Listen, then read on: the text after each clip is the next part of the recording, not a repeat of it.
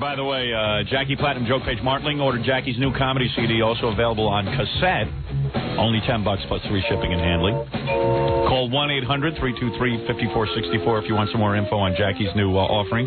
Also, Saturday night, April 16th at Plush Club Monet in Sayreville, New Jersey. Plush. Oh, yes. That's a little of what Jackie will be doing. Have we ever met this kid? No. When are we going to meet him?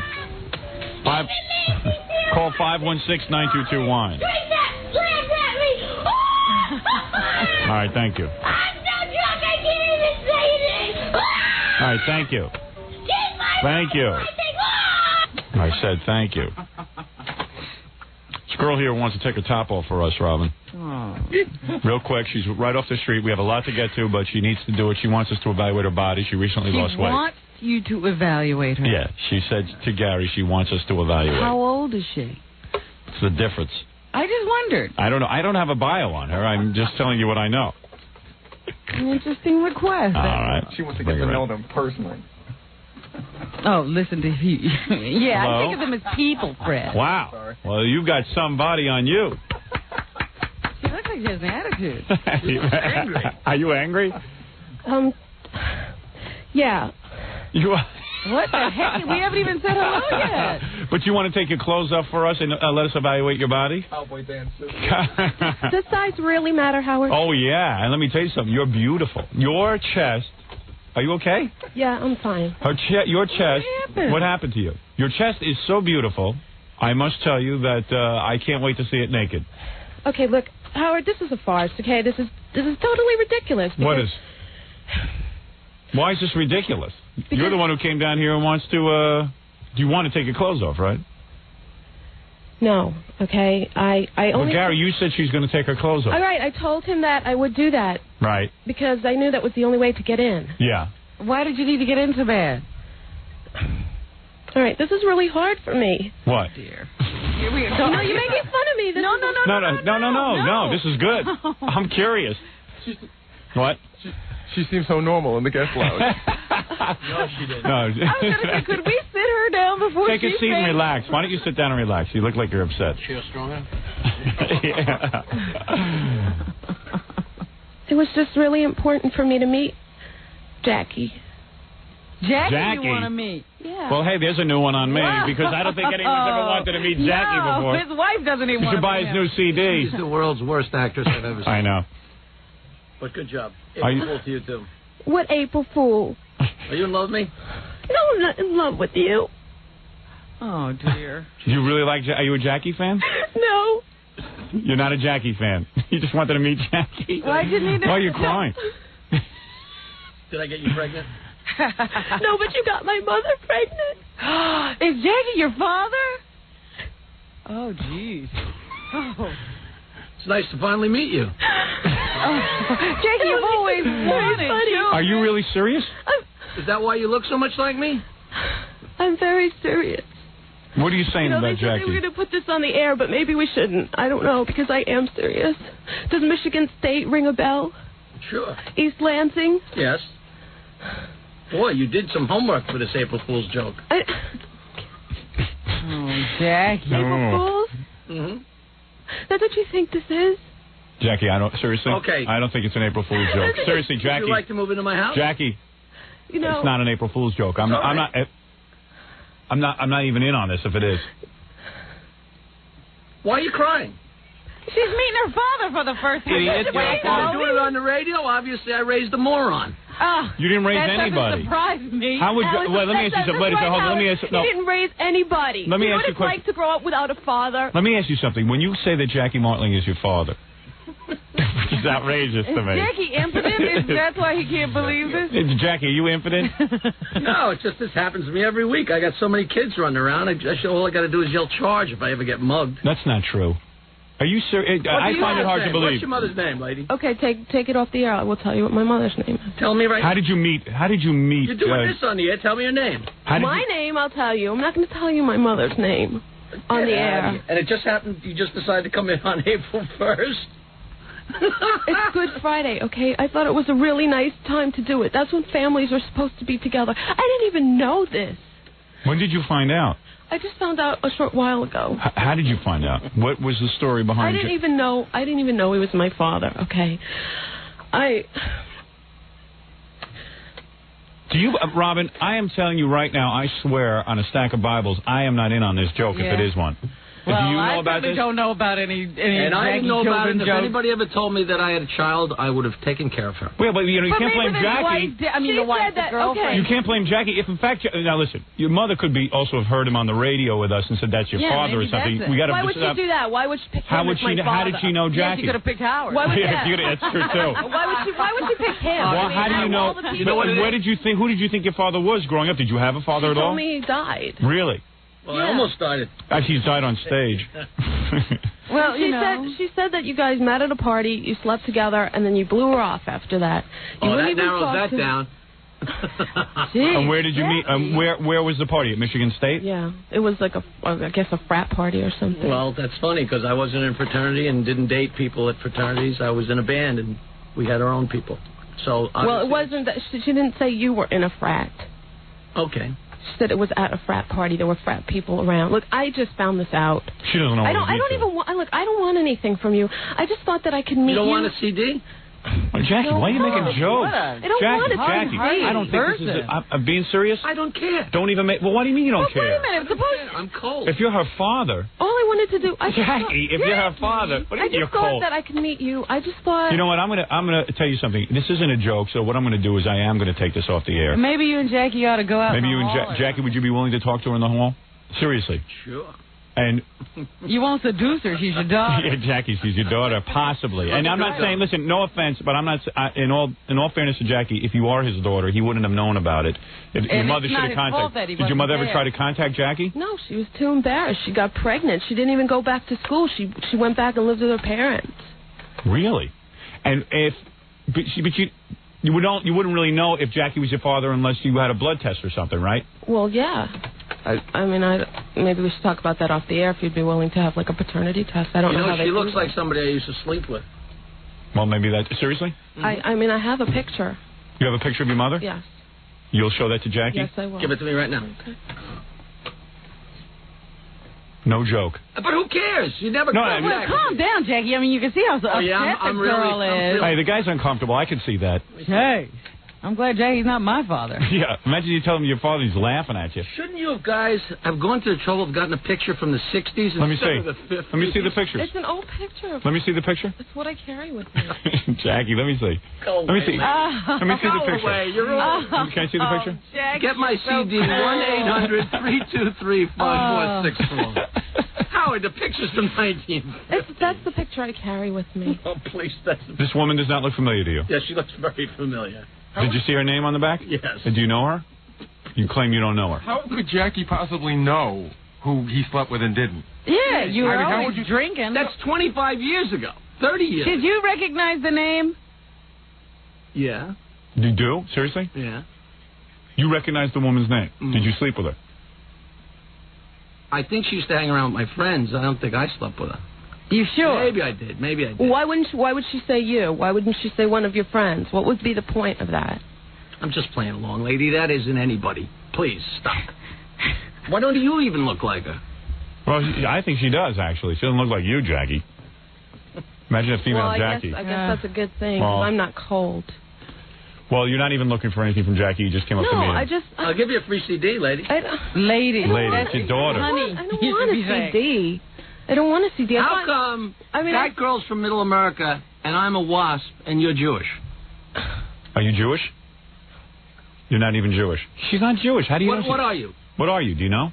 Roman Catholic. You're Roman Catholic. And what's your ethnicity? What's your ethnicity? I knew I shouldn't have come here. Answer the question. Hey, don't yell at her. It's Jackie, mellow out. Jackie for the defense. You're a father. Well, I mean, no, man. You want to go through this whole thing, and I'm going to have to sit through 4 weeks of you guys saying, we had you going. No. Got me going for 5 seconds. What are you? Italian? Yes. And what is Emily Turner? Well, maybe Emily Turner was half. Maybe her mother was Italian, Jackie. Wait, that's her maiden name, right? Yeah, but maybe her father isn't Italian. But how could you? This is my daughter. You're making a fool out of yourself. Well, let me. That's the whole show. I'll take this off the air. Howard, maybe it's just, I mean, he's obviously... Can I ask you three... Did you want anything from Jackie? You looking for money from Jackie? Howard, may I ask he's obviously in shock. What do you do for a living now? Are you presently employed? Yeah, I'm a receptionist, but that's not what I want to do. So, right. I mean, Is that her maiden name? Do you know what that means? Is that her maiden name? That's her maiden name. What's her married name? I told you I will tell you off the air. She doesn't want to obviously give out her last name on the air. Is her husband Italian? What's her husband? You're her husband, or you're my father. She never married. She didn't marry, so. So me and her made you? Good boy. It's so bad. Why is that so hard to believe? Why is it so hard to believe, Jackie? Oh, stop it. Oh, you couldn't have any little I think it's great you have a kid. Howard, what did I say to you just before the break? What did you say? Tell me. You said that Gary was planning something. Scam. Yeah, but you know why you said that? Because the idiot before on the air did an April Fool's joke. Right. I planned an April Fool's joke on Jackie for a full month, and some imbecile walks in here and starts screaming about April Fool's. We had nothing planned. It was April Fool's. You would have fallen for it. You would have fallen for it if that idiot wasn't on before. Howard, do you know how many people tried to hire me for April Fool's that you were great at? Please. But the whole world tried to, and that's very Robin. You shouldn't have done it this way. There was no way to get Jackie this way. He was never going for it this way. Do you believe? Do you believe that idiot who was on before planned an April Fool's joke and we had nothing to do with that? Can I still get money? You don't know how my heart sank. I've been planning this April Fool's joke. Fred said we got to do it to Jackie this year. But at least, like Jackie said, get somebody who looks like him and find out some information. Oh, she was good. I thought you did a great job. She would have fooled him. That picture was ridiculous. What was it, from a newspaper? That is so funny. Well, by the way, That's really my mother. Yeah, I know you do look like her. Yeah. That's But you are Jewish. Of course. Yeah, so why did you get somebody who looked like Jackie? We had a choice of someone who looked like Jackie, but Leslie was a very fine actress. We felt let's go for the actress, the better actress. Than one who could cry on cue. Yeah, and you meet a lot of guys. The girl always looks like the mother. I can believe Jackie's daughter. You know what? I used to date a Jewish girl whose first name was Fern. Right. Who she really looks like. Really? So that was kind of funny thinking about that, because it would have worked had that guy not come on beforehand. Had to have better information. Oh, please. I've been sitting here the whole time. Meanwhile, we called every one of Jackie's friends to get better information. Burf knew nothing about Jackie. Right. This is Jackie's supposedly good friend. And neither did Chris Bates. Yeah, none of these guys. We've been talking about for 100 years. Yeah, Bates and me. And they go, so Gary calls up this guy Bates and calls up this other guy, Burf, and they go, hey, we don't really know that much about Jackie. Yeah. And we go, well, what about Michigan State? Don't really know. Well, they didn't go with him. So then his buddy Bates gives me a guy's name somewhere in San Francisco or around there. James Willanus? Yeah. So I call every area code in Northern California, find nothing. Yeah. And then we were going to call your wife, but she was out of town. And I figured she'd tell you. And then we were going to call your mother-in-law, your mother, anyone else we get our hands on. But, my mother was the person to call. She would scheme against me all day. Really? Yeah, but she doesn't know who you slept with in college.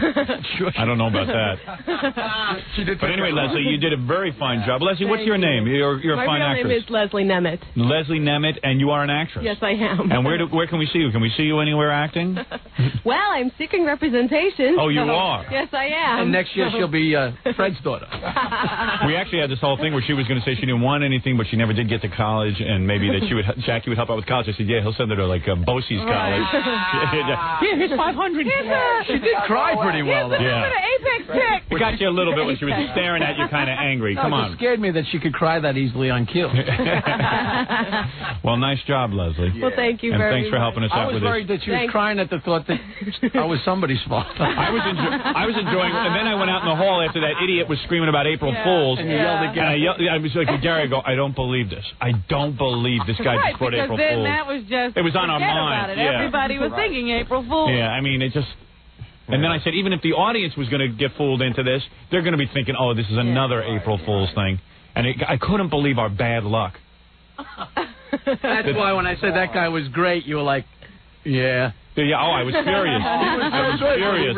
You lost it. You should have gone along with Jackie. I was furious. Howard, he asked me to wear the hat. Yeah, I'm furious. You know what the worst part about this is? You know, we take turns every year getting somebody. Yeah. And we got Jackie this year, Robin the year before, and me the year before. And since we're all afraid of Fred, it'll be my turn next year. I know. It always skips over Fred. Leap year. Fred is the one who said, we got to get someone to say that they're Jackie's daughter. I want to thank my friends who tried to fill me in on Jackie's life. Yeah, that's scary enough. You know what? Imagine studying Jackie's life. I thought somebody had said to me at some point, but I think it was a long time ago, like 8 years ago, somebody said, oh, we were going to try and pull off a thing where we found your daughter or your son or something like that. Yeah, well, we finally got around to it, and 5 minutes before we're about to do it, some guy walks in and plays a practical joke on us.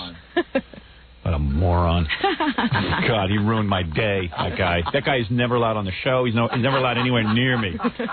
He's a bad luck charm. I'm calling Time Magazine, tell him never to put him in again. Yeah, right. He's going to go nuts. The one thing he did wrong that he would have no idea he was doing. And you know what? That guy was out there trying to play that joke on us for 3 days. 5 minutes before I'm about to do my joke on Jackie, that guy shows up. Wait a minute. At least that guy planned. Yeah. What would have happened? That guy was out there all day yesterday. Well, Robin, I never even knew that guy. I just thought it was cool that he had a friend who died. I don't even recognize that guy. Yes, I told you I had never seen him before. Yeah. I said to the guy, what would have happened if I would have let you up yesterday? Yeah. And so I didn't think of that. Well, anyway, Leslie, nice job. Thanks for helping us out. Thank you very much. Thanks, Leslie. She's a wonderful actress. Yes, Jackie's daughter, Leslie. If you want to represent Leslie, you can call me at the station at 212-750-0550, and I can get in touch with her. All right, Thank you. All right, thanks, Leslie. Thanks. By the way, if you want to take your clothes off now, you can. Well, I'll tell you what, Howard. Next time I'm on the show, perhaps I will. All right. Well, I'm looking forward to that. Yeah. All right. Let me take a break here, Robin. We'll be back right after these words. We're back with the Howard Stern Show.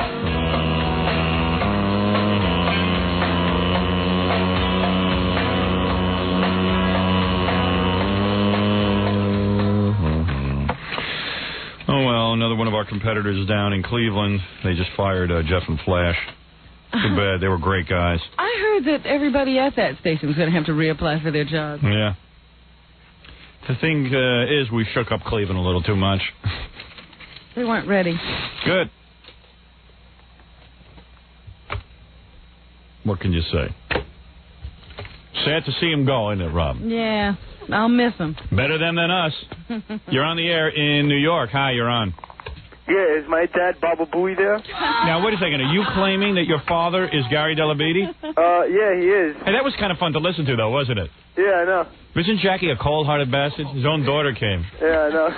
But Jackie, if that ever does happen, I hope you're a little bit more sensitive. The reason I was pissed off, that guy who came in off the street did his lame April Fool's thing. It turned out to be better than us. Yeah, but he put the suggestion in everyone's mind that it was April Fool's and therefore screwed up our April Fool's thing. Imagine if all the people who idolized me didn't believe in the Holocaust. Like there was a trend. I think it's Holocaust, love it or hate it. Yeah. Howard Stern is your hero. Here, some guy, that guy Jeff Young, who sends me sounds from my computer. Mm-hmm. He sent me some more Jackie songs. He's obsessed with Jackie. Yeah, he is. Well, who is it? I know I am. I am, too. I'm obsessed with Jackie. Oh, you should have Jackie show you the pictures he was showing us yesterday. What does he have? He has pictures of his wife flashing. Oh, can I see? I left them home. Oh, you sucker. You know I love your wife's body. I mean, real good shot. I appreciate Jackie's wife's body more than Jackie does. And, then, he's showing you this whole group of pictures, and one falls out. And he goes, oh, that's not supposed to be in there. But there's two of them. Oh, two of them with his wife taking her top off? On Thursdays, you get 2 for 1. What is it, Jackie? Is her top off? I had one of those little cameras where you get 24, one of those fun saver cameras. And I was trying to use up all the pictures because they were from my ski trip. And I said, flash. So she flashed, and that was the last picture. She flashed on the ski trip? No, this was at home. Oh, and then she flashed, and you get a good camera. And she was topless? She just lifted up her shirt. So you see everything? One full breath. You see one. Yeah? If you've seen one, you've seen them both. Is it a good picture? It's excellent. Yeah. Well, is it okay to show me? Yeah. Oh, all right, good. The wife loves showing them. What is it? Look at Gary. Great picture. Really? In fact, I showed it to Billy West. He said, finally. Finally. First of all, I want to say that Why wouldn't you show me that? You know, I'm the one guy. I mean, you weren't. Why showing it to Robin for? He wanted it to be introduced this way, I'm sure. She thought I was kidding. She thought I was kidding. I had taken it out. I mean, how do you not show me that? You're sitting there with that all day, and you don't show it to me. You know what's amazing is I was really amazed by her stomach as well as her breasts. Yeah, she's got a tight stomach. Very flat, you know. Gary borrowed the picture for 3 days. I said to Jackie, I was looking at it, and Jackie said, give me that back. I said, this is my only shot. I need to memorize it. Yeah, right. I don't remember. But this is the thing. Jackie claims it wasn't supposed to be in there. Look at how many people have seen it now. Yeah, I know. Yeah. Oh, I don't mind. You know, as crazy as she gets about stuff, she don't care about it. His wife has a weird morality. Yeah. No. She's a naturalist. She's all over the place. It's like she can do whatever she wants, but Jackie can't. Yeah, exactly. All right. You want to hear this? This guy, Jeff Young, put together some more Jackie songs. See if you like these. You got me up there, Fred, on my little system? I have my computer, my IBM ThinkPad, plugged into our system here. You're hearing this digitally, Robin. There's no tape involved. All right. Are you ready? This is Jackie doing Who Are You, the famous Who song. Okay, here we go. Can't wait. Ready? Go ahead.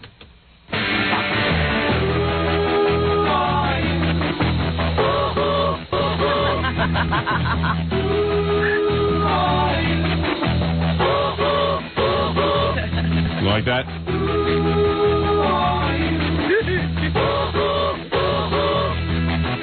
It's pretty redundant, actually. It's sort of one joke. It's a little drawn out. I'll have to edit that down. Yeah, you get the idea. All right. Why is that so funny? I don't know. It's just funny to me. It's just funny.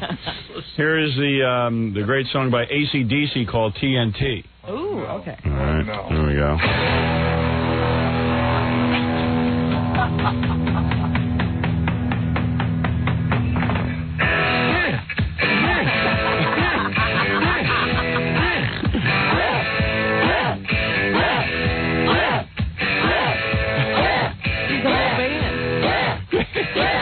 Jackie. Yeah. Oh, yeah. All right, very good. That's great. Yeah, I thought you guys would like that. People do have a lot of time. Yeah, right. They sure do. Yeah. I hear you. All right, very good. That's Fred's favorite noise. Fred, how you like that one? That one. Let me hear it. Auntie.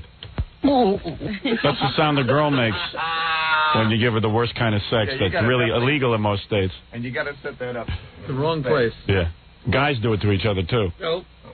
Do they sound the same? Oh, yeah. That's a universal sound. Although I wouldn't know. I mean, I've never given it to a guy like or that. Or taken it. All right. Oh, yeah. Well, I didn't say that. I know you always said I'd never given it. I'm not I'm a gubernatorial candidate. I can't lie.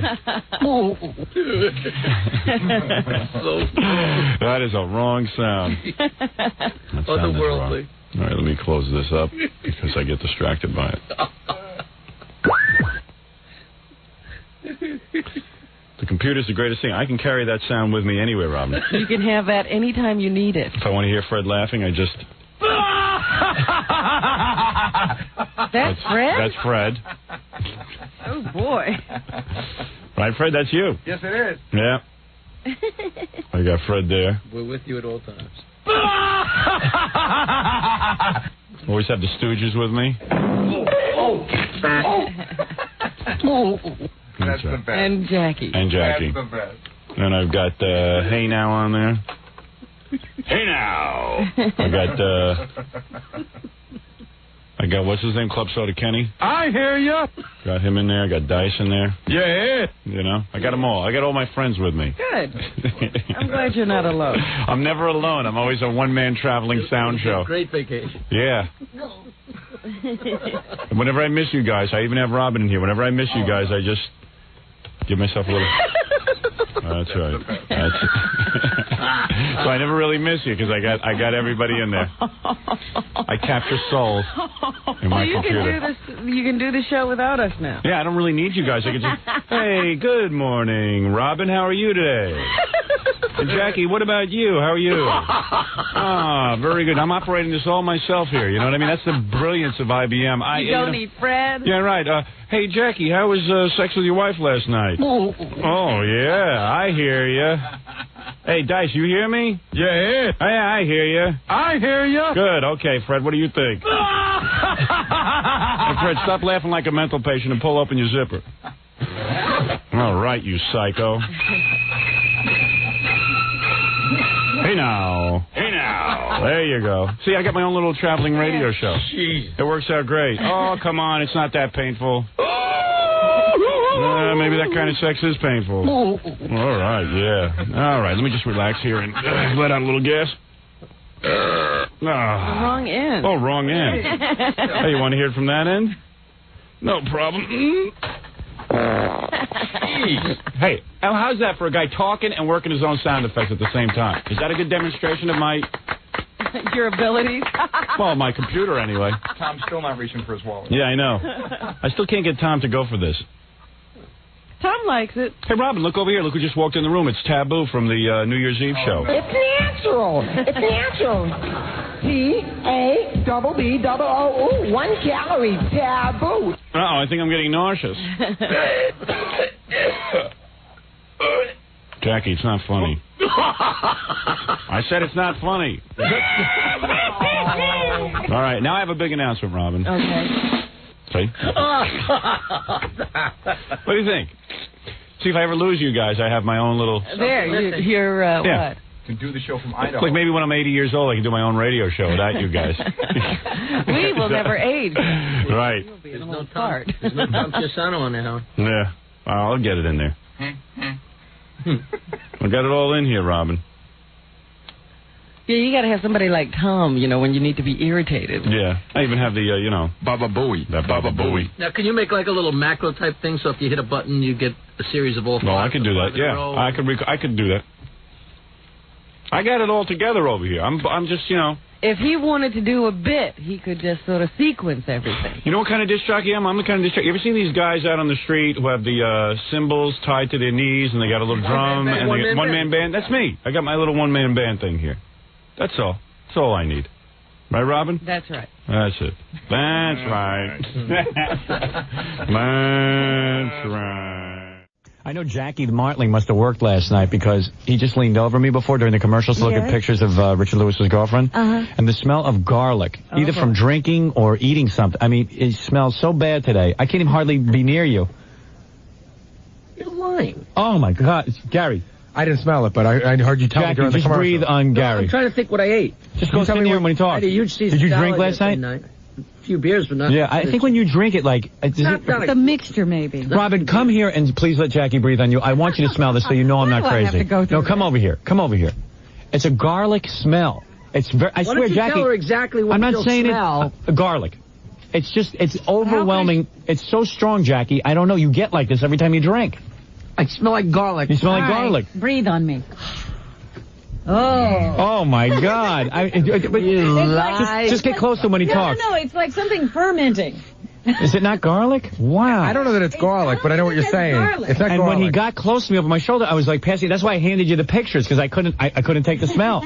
I'm serious. You are Lola. I swear to God. I swear on the life of my children. You've been up late. I swear. Sometimes when he's been up late and he's been drinking, it doesn't have time to get out of your system, so it's like in there, It's and fermenting. you smell it. Just stand next to him while he talks. It'll drive you crazy.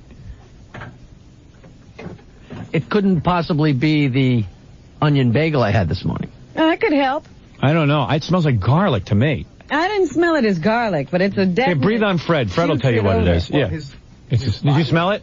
His body doesn't smell, so... No, it's not his body. He's clean. Is it onion bagel? I don't know that that's garlic. It's hard to pin down. It's close to that, but it just kind of... Now, here, Robin, do me a favor. Sit in a chair and have Jackie talk over your shoulder on you. No. No, please. You got it. You got to have him do it. Sit on my lap, honey. Just sit on his lap for a minute. Come here, baby. Please, go ahead. Go over there. Believe me, he'll enjoy it. Go ahead, Pixie. Come here, my fine little thing. Get close to him and breathe. Ah, yeah. No, talk. Jackie, talk. Wait, talk to her. No, he just gave me a blast. You smell like tuna fish, too. Get out of here. Oh, he's so insulted. But, hey, your friends have to tell you, man. You smell bad. I would go straight home after work today. Don't go anywhere else. Honest. Swear business. You reek. Thanks, man. He's embarrassed. Eureka. I feel terrible now. Did you smell that? Oh, you don't. What is that? That was like a wall. But he was over my shoulder, and Yeah, and it's hot. Oh, it's hot and smelly, and I was going to pass out. You're so full of crap. What is it? What does that stink? I don't know. It's I like think a it's garlic. combination of things. What did you eat last night? I didn't eat anything last night. No, I heard you onion bagel went to and Rascals. 3 cups of coffee. But you went to Rascals last night, No, right? I worked last night. Because even the coffee hasn't college. erased it. Yeah, nothing. It's so powerful. Coffee overpowers it. I always thought you got it from drinking. Like maybe the beer or something ferments or has a certain way of... Not when you have a few beers and you brush your teeth and go to sleep. But it's garlic. Brush your teeth a billion times and... I don't know, man. I think you're dying. I think you're decaying. Well, that's a distinct possibility. His nails are falling out. When that girl yesterday was sucking your toes. Oh, man. Hey, Robin, go ahead. Let's do some news. Yeah. We'll get off Jackie's breath. 20-nail breath. Fred, sit in Jackie's lap and let him talk to you. He'll enjoy it too much. You got to brush, man.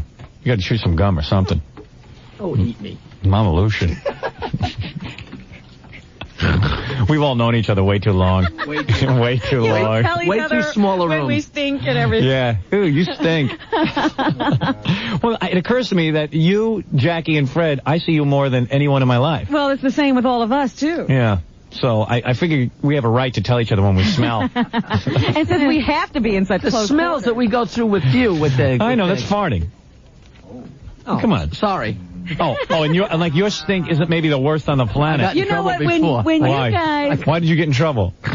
Because we're busy. We're... What did you do?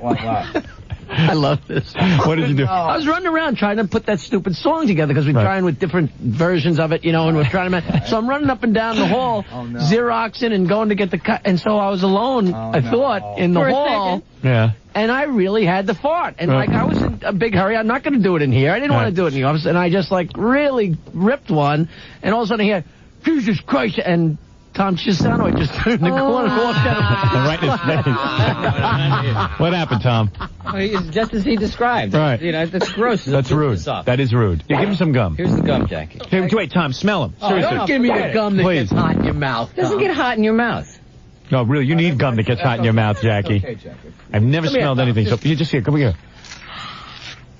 Now, wait a minute. Tom, what is that smell? Oh, it's garlic. Is it? Is it garlic? He's a salad last night. But he doesn't eat garlic. He's a salad last night? It's garlic. Then it's maybe onion. Do you ever smell breath like that? Oh, I smell worse. I mean, that's not terrible. Yeah, well, come on. Gary was always terrible at his heyday. Yeah. No, but It's not going to get hot in your mouth. There's more. I bought you a whole pack. Yeah, eat the whole 5 pack. sticks. But the thing about Jackie's breath is it's got that hot, sticky quality that Gary's has. Yeah, hot breath. Hot breath. Very good. Thank you, Tom, for helping out. All right, and we will take a break and be back right after these words.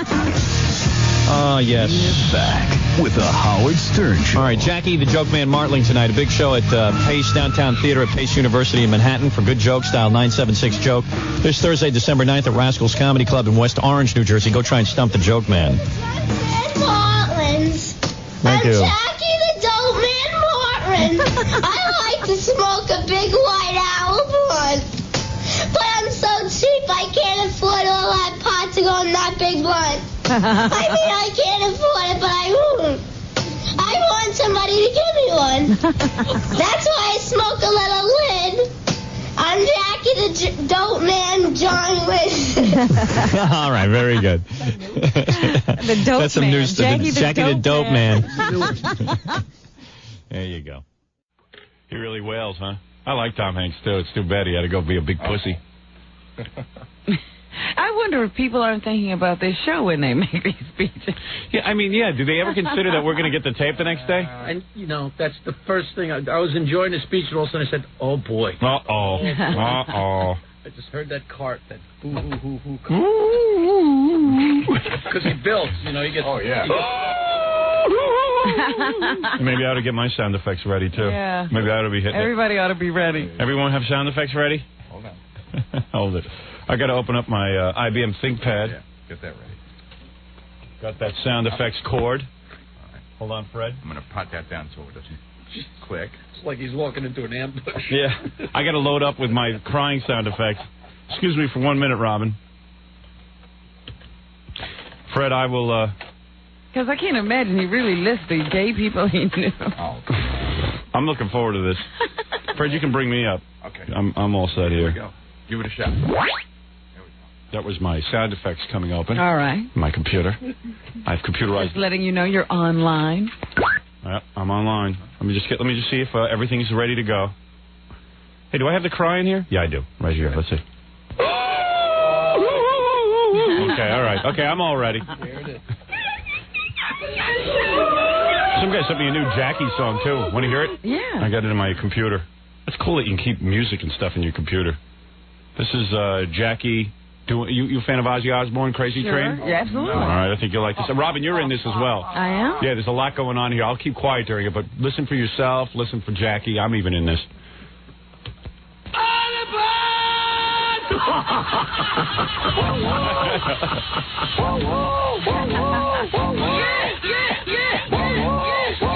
Pretty involved.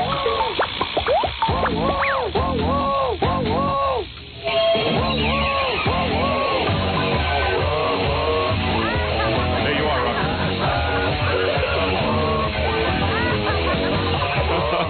Why me? Yeah, it is. I thought that was very impressive. Great. Yes, very impressive.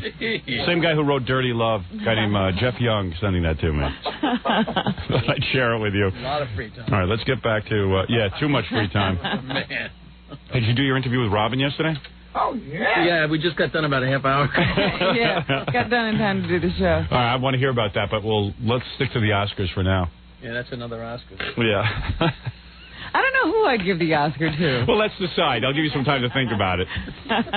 Let's listen to Tom Hanks make a fool out of himself. I really like Tom Hanks, too. I love him. I think he's great at it. Yeah, but, God, what's with these guys? What's going on in their mind? I mean, why do you have to cry at the Oscars? Yeah, I mean, just get yourself prepared to hear your name called, I mean, it was pretty obvious. You think he plans that in a way, psychologically? Yeah, that's what I'm thinking. I'm thinking it's acting. He's much too good of an actor not to pull that off. I don't think that's real emotion. They went to him in the crowd, and he was crying. He was crying in the crowd? He was working on himself all night. Yeah, he was like almost started crying. Was it after Springsteen's song? Yeah, he was practicing. Now, someone said he put down Springsteen in his speech. That's the first thing he does. Ooh, really? Let me hear this. Very controversial. Oh, yeah. Let me take a break and we'll do it. Oh. Right after these words. You're listening. Because it's filthy. What goes clip, clop, bang? That's an Amish drive-by shooting. You're listening to Jackie on satellite. You know what? If you're taping, I can try and get a little bit naughty, and then you can always chop them out, right? What is he doing, Howard? Why is he doing this? He's trying to sell his CDs. I see. So he's talking. Yeah, same thing. He's trying to. He's trying to do. So he's talking all over the country. Yeah. To different radio stations. Yeah. Dia was nice enough to put him on the satellite. Oh, boy. Let him try and sell some CDs. So I told him to get out of here. Yes, Charles is my wife. No, I have no children, but I have a lovely wife, Nancy Sirianni Martling, who is an actress and a singer, and she's wonderful. In fact, sure. She's under the desk as we speak. Listen to him laugh at himself. Oh, come on. She told me all these jokes. She taught them to me. Yep. Wonder who he's talking to. I would love to hear the other side of the conversation. Yeah. Must be asking a long question. I'll try and hold on. Oh. A technical problem. No. It's much worse than that. I was mooning, and Oh,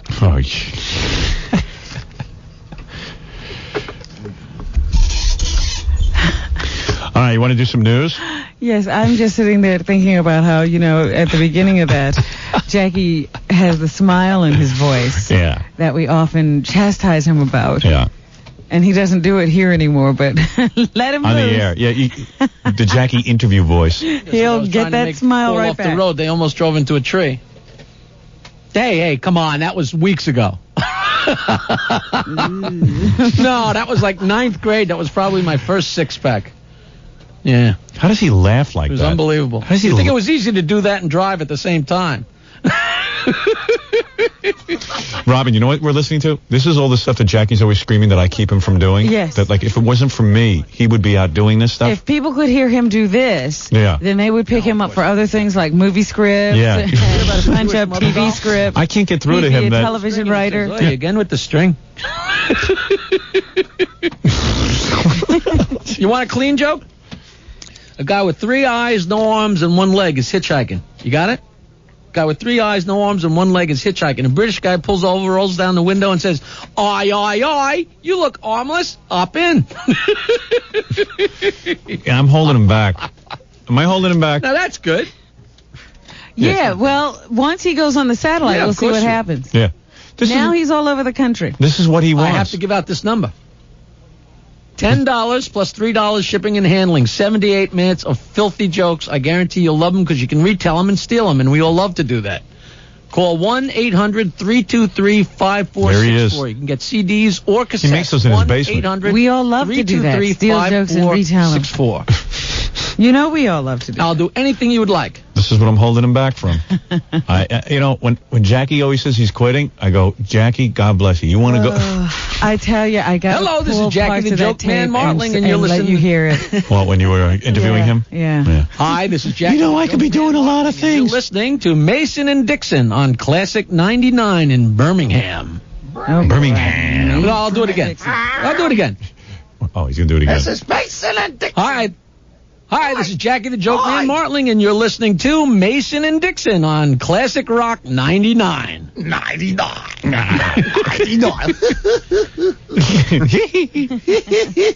does he laugh that hard? That's why he has no voice, because he laughs so hard. I don't know. He told me a whole thing about every time he leaves or tries to leave, he doesn't really want to leave. And he says he's never really left, but I remember a few times that he left. Yeah. But he says the reason that he does is because he's got to be paid what he's worth. And that how does he know that if he's not doing this, he wouldn't wind up writing a movie? Because it hasn't. Why wouldn't people be knocking on his door now that he? Why would this stop him from writing? I always say to him, "You've got all this exposure. If someone's going to have you write a movie, why don't you go write a movie? He really thinks he's going to write a movie." He said it's the road not taken. He kept saying that over and over again. The road not taken. I remember when we met him what the road not taken was. The road was in North Carolina. Yeah, he was like, I haven't seen my wife in 6 weeks. Let's get back. I'm fascinated. The road not taken. Hey, I was just fascinated by the whole NBC thing, walking into Rockefeller Center. I was hooked. Don't get me started. I always say to him, you're on a very high-profile program. Yeah. Now's the time. So write a movie. Yeah, maybe you could get somebody to look at a screenplay. Yeah. Why would it hold you back? Well, you're so tired from... I see, but you're not tired enough to make CDs in your basement. We all get involved in other things. Hey, when I'm not out there, if I haven't done a gig in 3 weeks, I get antsy. Antsy in the pantsy. I don't hear him anymore. I guess he's done. I don't know. Maybe he's waiting for another... Waiting for another station to pick up, I guess. Hey, anybody out there? Hello. Hello. Hey, the club owners love me right now because I'm packing places that regular name comedians can't pack because of the plugs on the show.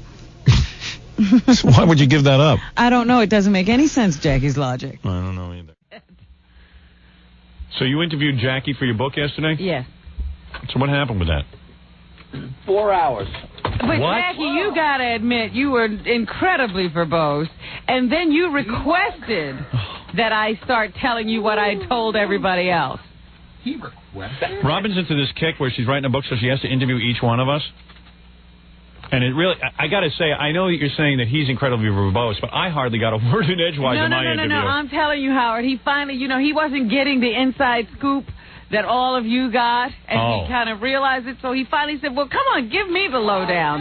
Tell me what's been going on. Yeah, no one tells me anything. Because he really wasn't privy to a lot of that stuff, and he wasn't aware, and I just wanted to know from his vantage point, what the show was like for him and so forth, and so I asked him a lot of questions, and he was, how Jackie can give you in way too much detail. Yeah. I asked him where he was when he found out we were fired from NBC, and I got this long story about him being in Virginia Beach. At the bottom of the barrel?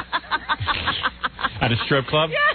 Yeah. How dare you call me verbose? I can't believe it. It all started back when... It's amazing.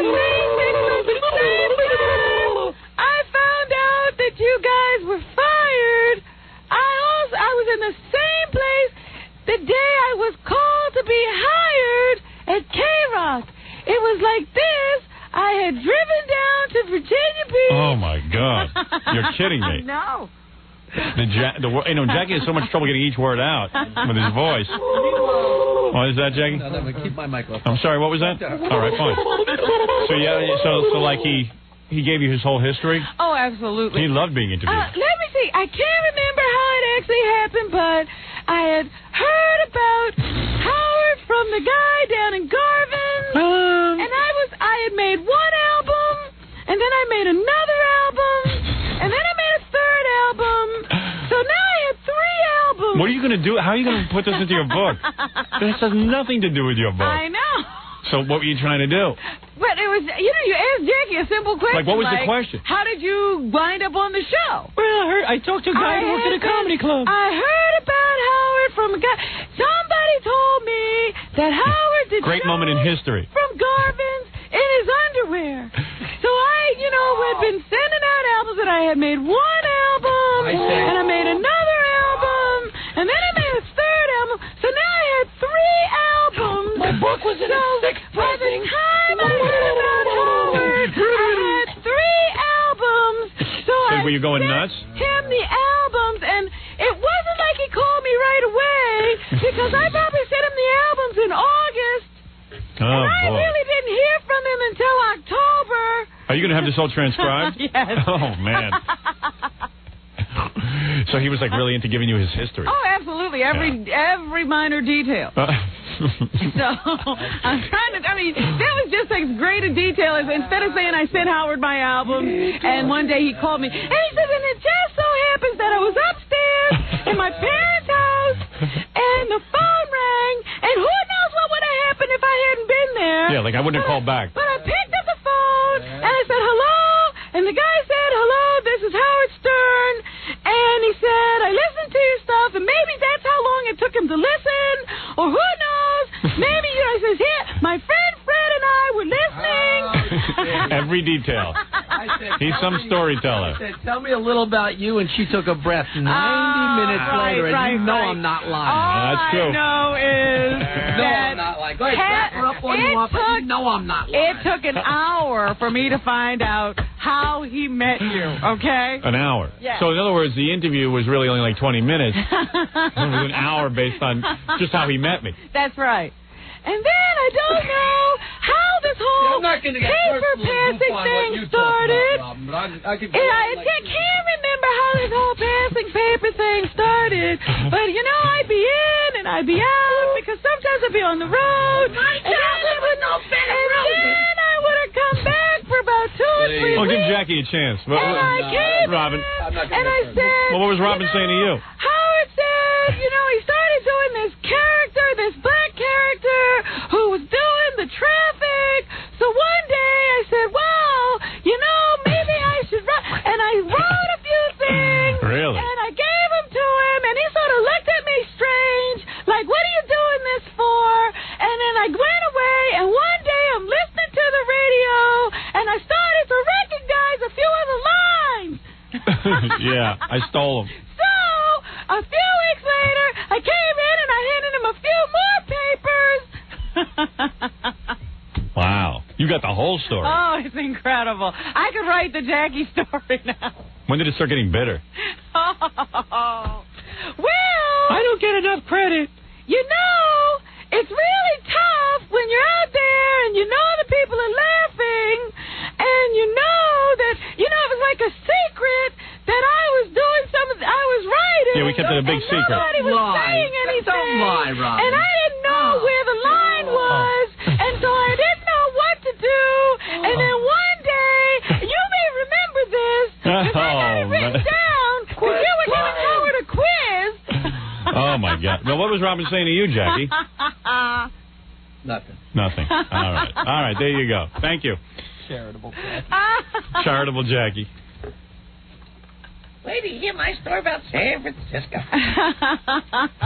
What was her story about San Francisco? I didn't tell him. See, all I said to him. She was out of breath. I was flabbergasted. Did you guys get sexual at all in there? Listening to...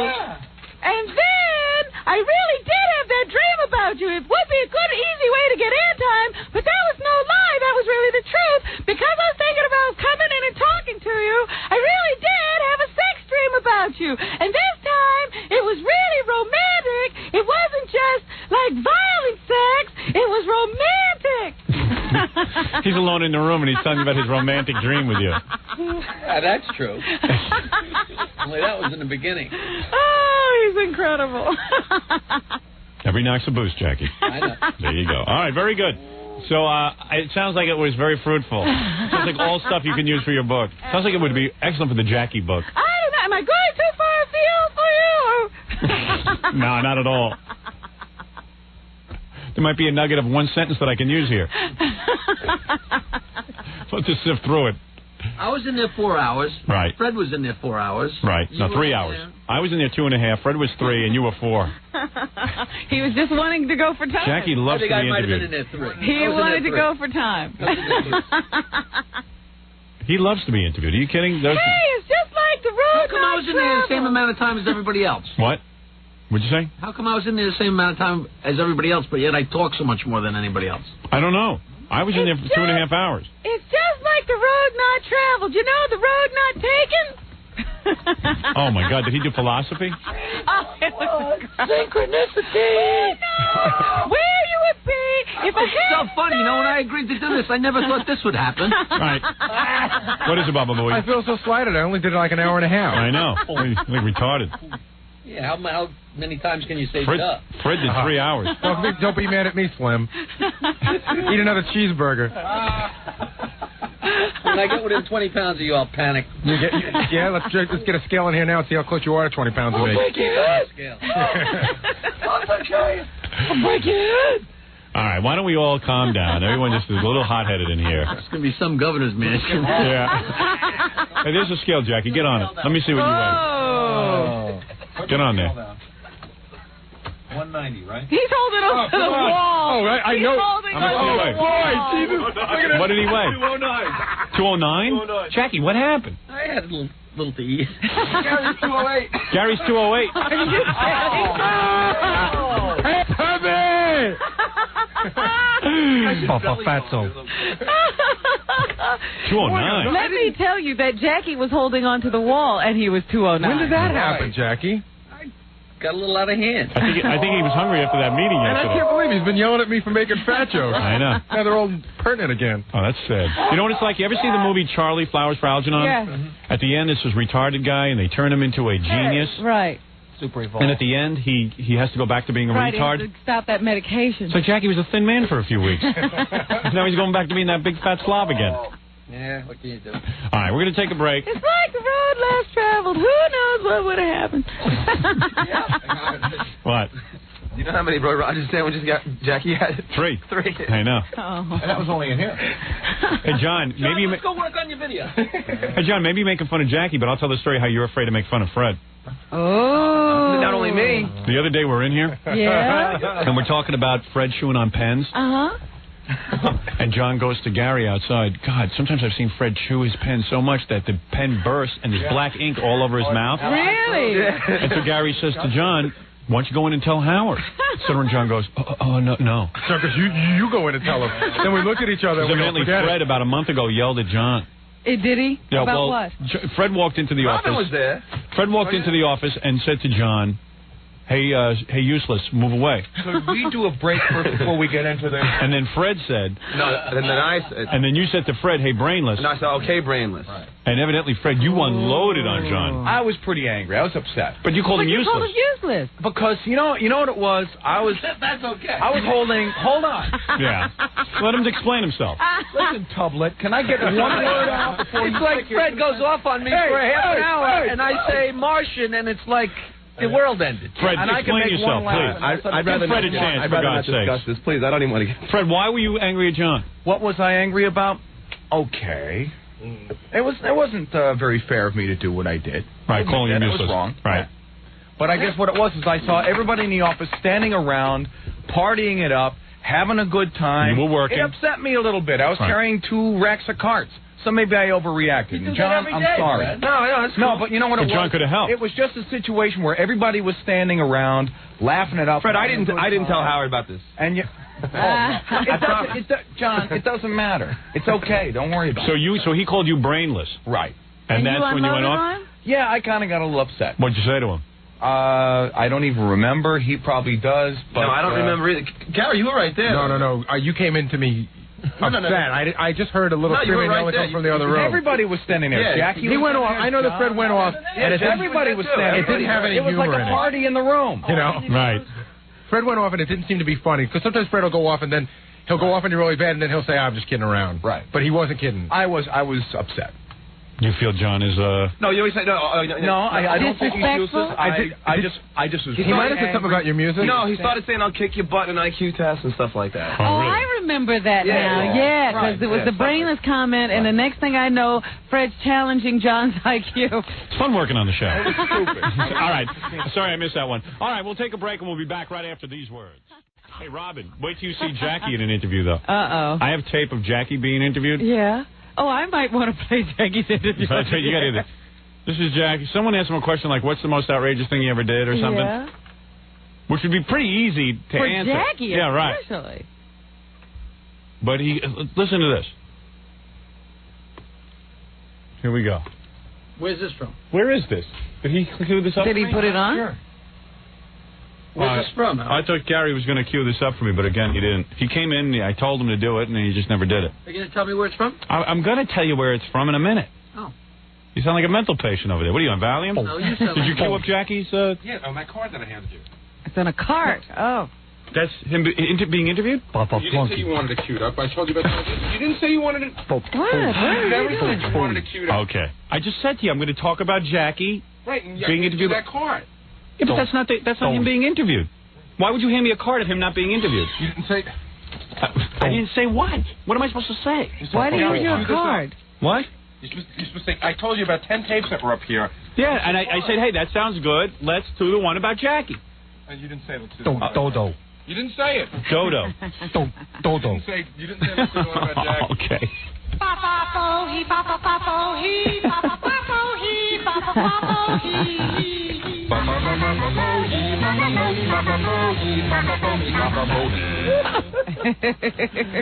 All right, here we go. Papa Flowley. Papa Flowley, where is this from? Papa Popo. Some guy interviewed Jackie for one of those local publications that nobody can remember, and then he sent us Some the Long tape. Island thing, I think, wasn't it? We're not even I don't sure. know. Jackie gets thrown. What was the question? What is the most outrageous thing you've ever done? Right. How many times has he walked out that door and told? Remember he told us something the other day that was really outrageous? About how he made in his pants, or it was something like. I was at Michigan, and there were these two lesbians. Yeah, there's always a story. I was drinking. The most embarrassing thing? Yeah, that you would never do again. If there is anything at all. Like as far as like going on someone's show. Embarrassing things. Yeah, like going on someone's show, saying something that you regret in the future, or.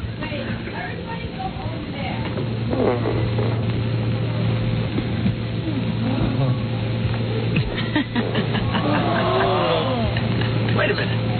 This guy, You mean like something that came back? Yeah. Yeah, he did that. That's wrong. Yeah, of course it's wrong. Get it off of there. Now Jackie is upset now. Jackie's upset. No, but that's wrong. Why is it wrong? That's wrong. Hey! That's wrong. Jackie's just trying to send a woman to the Red Floor Inn in Westwood that doesn't exist. He's wrong. Why don't we play Robin's tape of her interview with you? I wish he would. It was great. It was good. We'll get to it after the book's out. Yeah, believe me. You mean like something that came back to haunt you? Yeah, maybe something like that. If there isn't anything, then there isn't anything. Yeah, it's a little bit more interesting a question than the average person would ask. Hold on, I just walked in from work. I didn't even catch my breath here. The most embarrassing thing. Let me think for 2 seconds. Okay.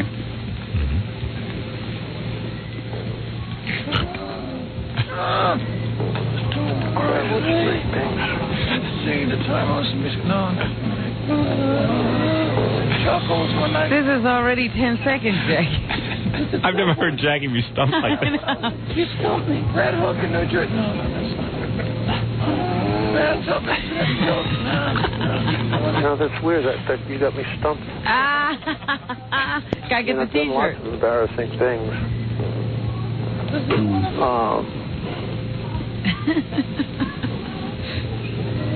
See, I have to be very careful what I say because anything I say always gets faxed back to my show, and I get reamed for it. So I got to make sure that it's taken in the right context. Much rather hear this. You'd rather watch your what? Much rather hear this dead air than hear duty story or lesbian story. Can't think of one thing. I want to hear your tapes of his interview. Oh, no, everything I say gets faxed back to me. I'm not doing her. Really? Is that right? Yeah, because I'm canceling right now. Good. Why? What do you want from her? Howard, I don't want to do it. I can't believe... He's not done yet.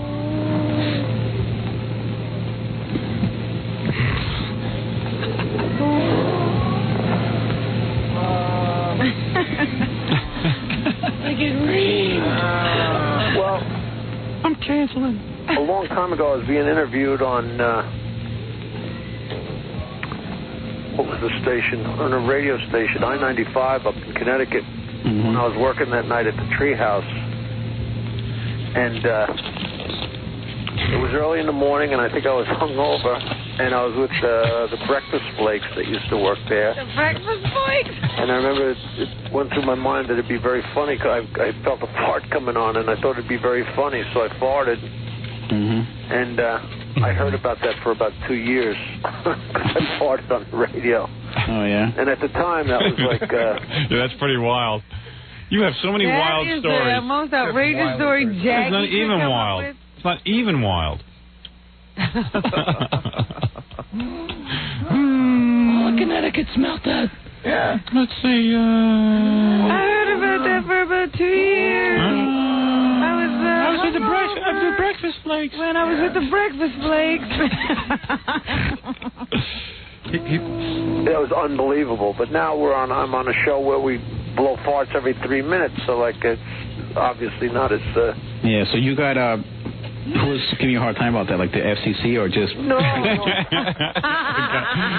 What a great conversation. So anyway, I'm gonna. Well, now you can't do the interview with Jackie, so Canceled. It's canceled. So you've got a free day. What's the most wild thing you ever did? The wildest human on earth. This is a guy walks out of the house. One-legged women, bald women. He had a brush with, what was it, Chubby Checker? Most amount of drugs through the 60s. Someday I'll get drunk and tell you guys the wild stuff. There you go. What about the time you were in Michigan State and you did the, what is it, you hung your butt out the window?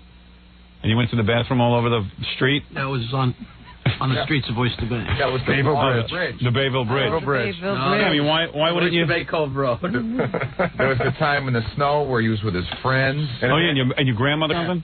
Your aunt? Right. Boy, Fred knows better than me. Maybe, but no, I'm just saying. What happened? What happened? What went wrong? That's a giveaway question. It's the same thing as when you sit there and somebody says, "Tell me your favorite joke." Your mind goes blank. That's all. I see. I didn't realize I was under the gun. I was sitting there getting interviewed, relaxing. You sure did relax. You almost put everyone to sleep. Want to hear it again? I just walked in the door. I got something better. So this is now. What is this? This is an answering machine. These people called Scott to hire him to be a DJ, and then Scott called him back and heard this answering machine. They said it was okay to play it. Okay. Let's see. Hi, this is Kelly and Chris. Yay! But we can't come to the phone right now. Oh! But if you leave your name and number, yay! After the beep, we'll get back to you as soon as we can. Yay! But it might not be right away. Oh! Very nice. Nice job. Do I get royalties for anything? Just enjoy your fame. Your fame. Jackie's all upset that... I'm freaking. I was stumped. It's all right, man. I really can't interview you today? Of course you can interview me. All right. I can't believe Jackie... You better be behind that glass, though. Jackie was just getting nervous because he didn't know what the hell was going to be on the tape. Oh, I absolutely was. Oh, man, I never saw a guy turn so red. Usually somebody asks you... Don't worry, I protected you already from some bad stuff. What's the wildest thing you ever did? Usually I tell them a crap story. Don't worry. I'm not going to play anything that bad. I got a lot of bad stuff on you, but... I just can't believe Jackie... I can't believe Jackie's bummed out. I mean, you guys have put hidden microphones on people around here. Yeah, no, he got nervous. He was afraid he might have said something weird. This is wrong. Stop it. The table. Stop this it. is wrong.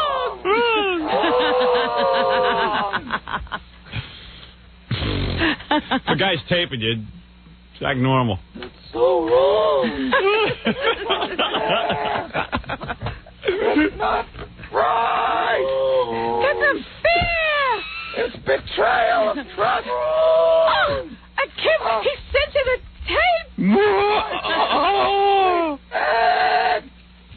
Hey, never mind busting Jackie's balls. Let's bust someone else's balls. And it's Jokey tomorrow night. One big show. It's the wildest night of the year. St. Patty's Day at Rascals Comedy Club. Should be a good one in Ocean Township, New Jersey. For info and to order a CD, call the all-digital 516-922-WINE. Hurry up and get tickets for that. I hear they're going fast. Next Thursday, March 24th at the Funny Bone in South Street in Philadelphia. Go try and stump the Joke Man. All right, Joke Man. Out of way. Thank you. Thank you. Give me a headache.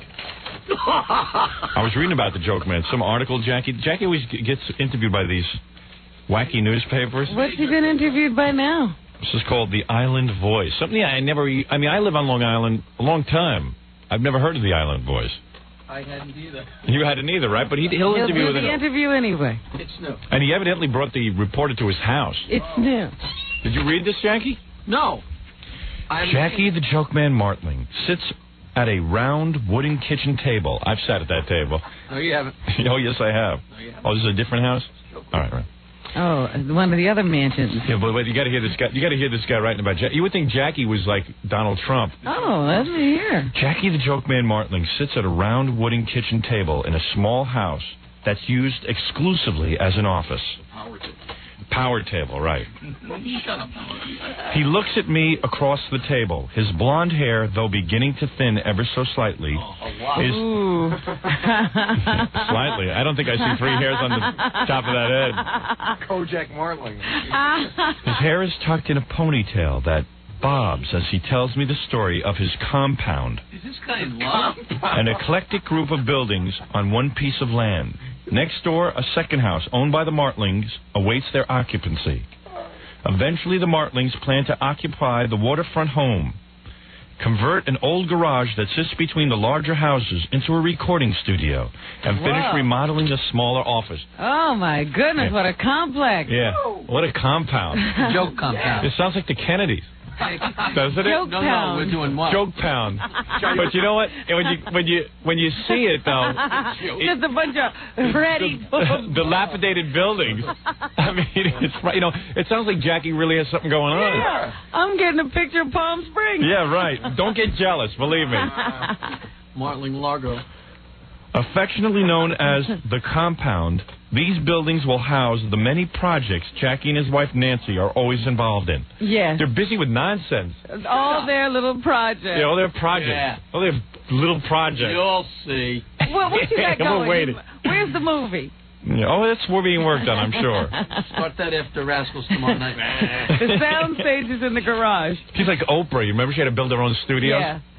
He explains that the different structures are crucial to keeping a clear head. If someone... This is a quote now from Jackie. All right. Oh, we'll see. If someone is working for you, they are not part of the house. Yeah. With this understanding of the importance of separating work and private life, Jackie Martling is a modest man. Who, although proud of his accomplishments... Oh, shucks. What accomplishment? His accomplishment is collecting a paycheck from me that pays for all these houses. You know... And he wants to leave all the time. Leave? How's he going to pay for all this if he he's got leaves? a joke pound now. You know, me and Nancy managed to put away a little money. And we don't need this. Because I do such a good There's job. so many other things that I could be doing. Like anything. doing my CD. I could be punching up scripts. Yeah. Where's he going to do that? From the compound? I already am. Are you really? Yeah, Stuttering John's video. There you go. Oh, that's right. Are you still working on that? Keeping himself busy out there. Not easy. You know, and then when a big rain comes, his whole pound is flooded. Yeah, Dominic told me he saw the compound when it was flooded. You should call it Atlantis. This was unbelievable. All of Jackie's works hanging from a wire in the backyard, drip drying. His whole compound was underwater. Funny. That big port, and he's standing going, "This isn't funny." Yeah. Oh, you should have heard him in the car that night on the way to the strip club. You can have a sleep. Have some more bacon, Dominic.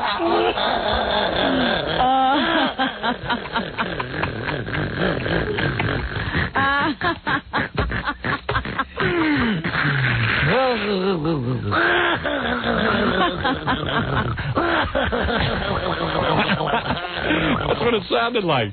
Dominic was talking about Jackie's compound. He goes, Jackie called me up. He wanted me to help him with his insurance. And I walk in the back, and you know all those pictures that Jackie has hanging up of himself? They're hanging up in the backyard on a clothesline.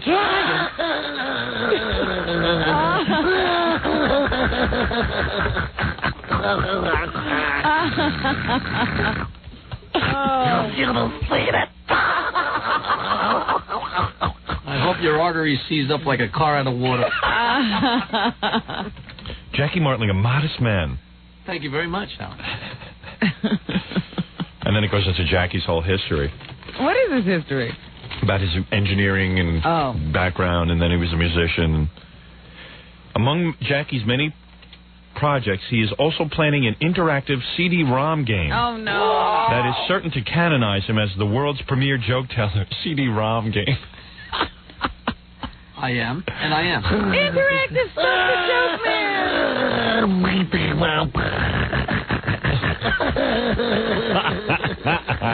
You gotta make the game so you can play it underwater. Is that waterproof? Yeah, it's a waterproof CD-ROM game. It's a waterproof game.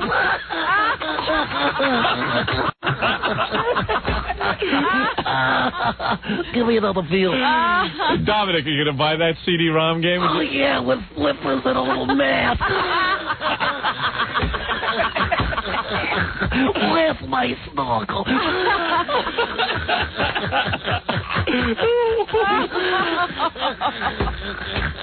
Well, Fred will go on for 20 minutes, and you make one Martian joke. I think you should hit him with an axe. He's killing me today, though. He's killing me today. He's on today, He's on, man. Don't stop him. He's getting mad. You're not getting to me today. So what's the CD-ROM game you're developing, It's not a Jackie? game. I'm just putting jokes and videos and, written jokes and Everything talking jokes. in The whole CD-ROM? 9 yards on a CD-ROM. It's fantastic. Sounds great. Stuff the Joke Man with There's no backstage video, but it'll be good. Yeah, I know, but so in other words, what you're going to have is you'll tell a joke. Multimedia. And in other words, You have can see me telling it, you can read about it, or you can hear it. Wow. You can go to different categories to be. Sounds incredible. Oh, incredible. Who's putting up the money for this? Are you paying for it yourself, or is someone going to put up the money for it? No, we have backers. Yes. I see. All right, very good. Well, there's still room for investors if the people want to. Because Robin said she might want to put a few dollars Yeah, you behind didn't that. ask me. No, I have no interest in Dominic, you going to invest? Matter of fact, I think I know his first customer, Jacques Cousteau. He'll be playing up on Calypso. So sensitive, that big fat. All right, anyway, enough of Jackie. We'll get off him. Pretty Go see him funny. at Rascals. Interactive Jackie. Tomorrow night, Interactive Jackie. CD-ROM game. Jackie Interactive Joke Man Martling. 30 people have already come up and shown me Jackie's, underlined that for me, so Jackie's developing a CD-ROM game. Oh, no. Jackie, do you reject any project? What do you mean reject a project? Do you ever reject? What is that? is there What's that mean? is there anything that you would reject? Try me. All right, okay. What's the next thing? It's so funny. The garage is going to be the studio. He's got more studios and compounds. Oh, but the best part, Howard, is the philosophy. Yeah. There's always a philosophy behind everything that Jackie does. I don't want anybody in my house who works. People who work do not belong to the house. And I guess the reporter's kind of like, wow. I mean, the guy has houses, so must know what he's talking about. You know, that's where you eat. But isn't your wife your manager? No, so do you keep her for 5 years. Oh, really? You don't listen to a thing anybody Who says. is your manager now? Me. Oh, you're managing yourself? Yeah. She doesn't negotiate at all? No. Oh. I guess you didn't want to live with people you worked with. I just didn't want to give her 10. People you work with don't belong to the house, Howard. Right. More marriages you gonna with last. the pictures and you with the projects. How dare you people say a word? I see. How dare you? I'm writing a book for no apparent reason. She's writing a book for a publishing house. She's not printing it herself. It's all right. Listen, I don't want to hear about it. What's the difference? I don't know. One seems more legitimate than the other. Maybe I'm crazy. You can't argue with Interactive Jackie. How dare you? Interactive Jackie. I can't wait to have him on my computer in CD-ROM. I'll see you in a few years. I can't wait. Now, what are you going to do? Are you going to watch him tell the joke? Or are you going to read the joke? Personally, I'm going to watch him tell the joke. No, you know what? I'm going to read the joke. No, I'm going to watch the joke. You know what? I don't know what I'm going to do.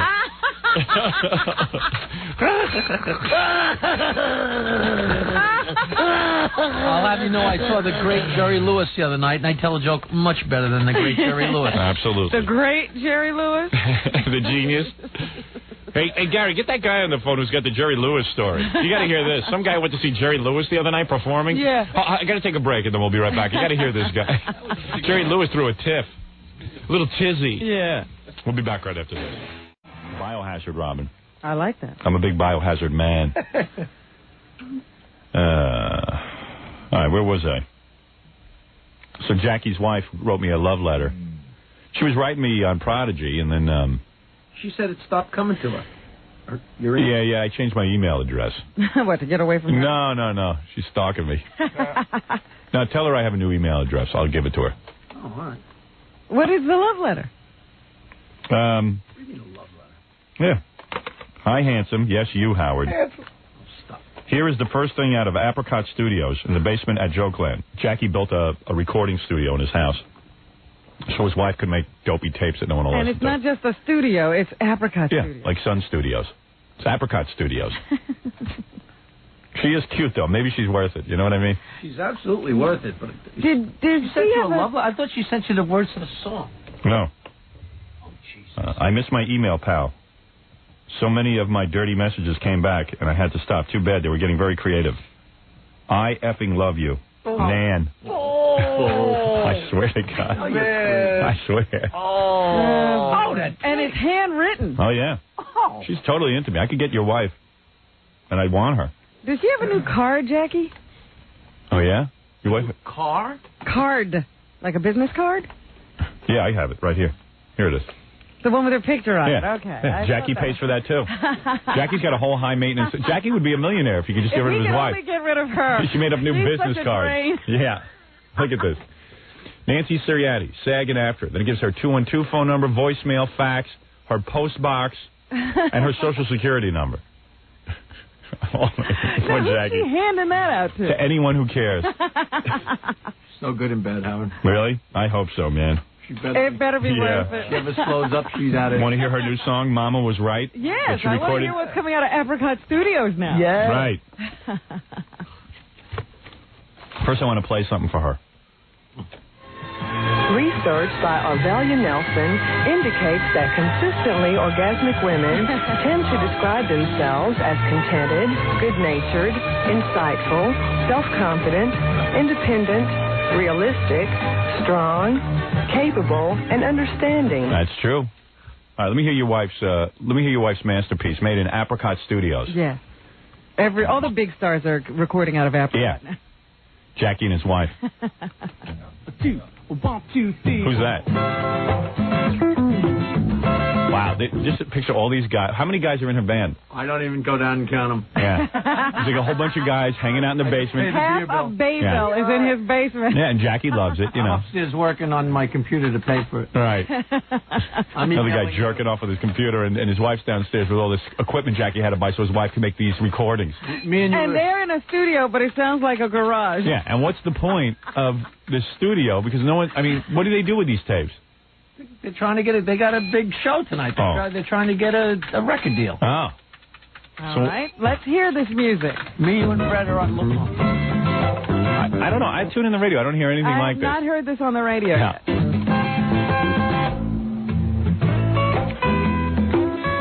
Oh, so it must be a medley. Is this still the same song? You know. And what happened? Her band was called All Folked Up, and she changed it to Big Orange Marble? Yeah, because they're not as folky, and they changed a member. I see. Who's also a songwriter. Oh, Big Orange Marble represents the musical changes that they've made. Yeah, it's... But in other words, they're not that folk-oriented. Oh, Jackie got a lecture on what Yeah, you can tell. Honey, why'd you change your name? Because I said you've called them All Folked Up on the air, and everybody knows them by that. It hasn't helped. Whether or not you like the name or like what's going on, at least people know who that is, and all of a sudden, now that they're known, it's like now they're not there anymore. Why not change the name to AFU? Right. Like Men's Hair Now did MHN. Yeah, there you go. But and that's when she explained to me, well, he brought in a new guy. So now it's Big Orange Marble. Yes. Because that means the sun. Yeah. Right. And what's funny about it is... What's Apricot Studios? Nobody knew All Folked Up. Nobody knows... Big Orange Marble. No one cares about Big Orange Marble. Now they got a whole studio that Jackie must have pumped thousands of dollars into. What did the whole studio set you back? Keep adding zeros. I was going to say tens of thousands. Tens of thousands of dollars. No. What'd you put about, 20 grand? No. Be honest. 15. At least 15. All digital. You know. I'd like to thank the guys at Sam Ash for telling me everything they've got. Right. So his wife they could make see this. me coming, man. But does your wife know that, like, I've never heard music like this anyway. You know what happened? She's been doing this for a long time. Right. She's really into it. So at Christmas, I had no idea what to get her, and I just went to Sam Ash and went wild and bought her a whole studio, not knowing if she'd go crazy. Well, she must give good sex. Can you picture them all down there recording this? And everything has a 20-minute intro. We're about halfway through the intro already. And what, did they think the whole music industry's going to follow them? Not a brain cell in sight. I can't think a single thought. This is pretty folky. Mama was right. Not exactly what I said. Try a tear, can't It's the same as the other band. I don't want to go. You tried to tell her, too? That there was no reason to change the name, this is folk music? It's all rock and roll now. Right. No, now she's all electric. She is folk. My mama was right. My mama was right about you. She said, get back. And, like, do you have to sit there and listen to it when they're all done? I'm upstairs emailing you. Yeah. And then what do you do? Like, she brings you down and says, Jackie, we've completed our new song. Like, at what point do you get to hear the song? No, I hear them work. In all fairness to them, this is like the first thing that they recorded. They're just getting to know the equipment. And I see. Like in all fairness. But I'm up there and I'm all pissed off at, You're the all whole pissed situation. off at all. But I take it out on Gary. Right. I take it out on Gary on the lowest notes. Work and forget that jerk. My mama was right about you. I bite my nails, stare out into the night. Did she write the words? Yes. Yeah, because she does bite her nails. Self-dress. My mama was right. I can't go out. I can't see a friend. She's got like 100 tapes still. Zillions. All the gang comes over, and nobody's making any money. Have a medley? So she's got all those tapes. Why are we listening to one song? Well, this is from Apricot Studios. This is the first with the new band. It's so different from the other ones. And what are you getting her this Christmas? An engineer? Yeah. To work the stupid equipment you bought her? Was it? Am I hearing a bongo? Yeah. It's like a conga. A conga. Conga. And these guys really think that this is going to go somewhere? I mean, your wife's delusional, but are they? They're good. They have a good show. Big showcase tonight at 55 Grove Street. And she's cute. When she's singing, the whole industry will be there. The entire music industry. Everybody's been invited, and the reviewers were calling last night. She's real excited. Okay. Jackie's my big chance. The whole industry. Conga. I haven't heard so much conga.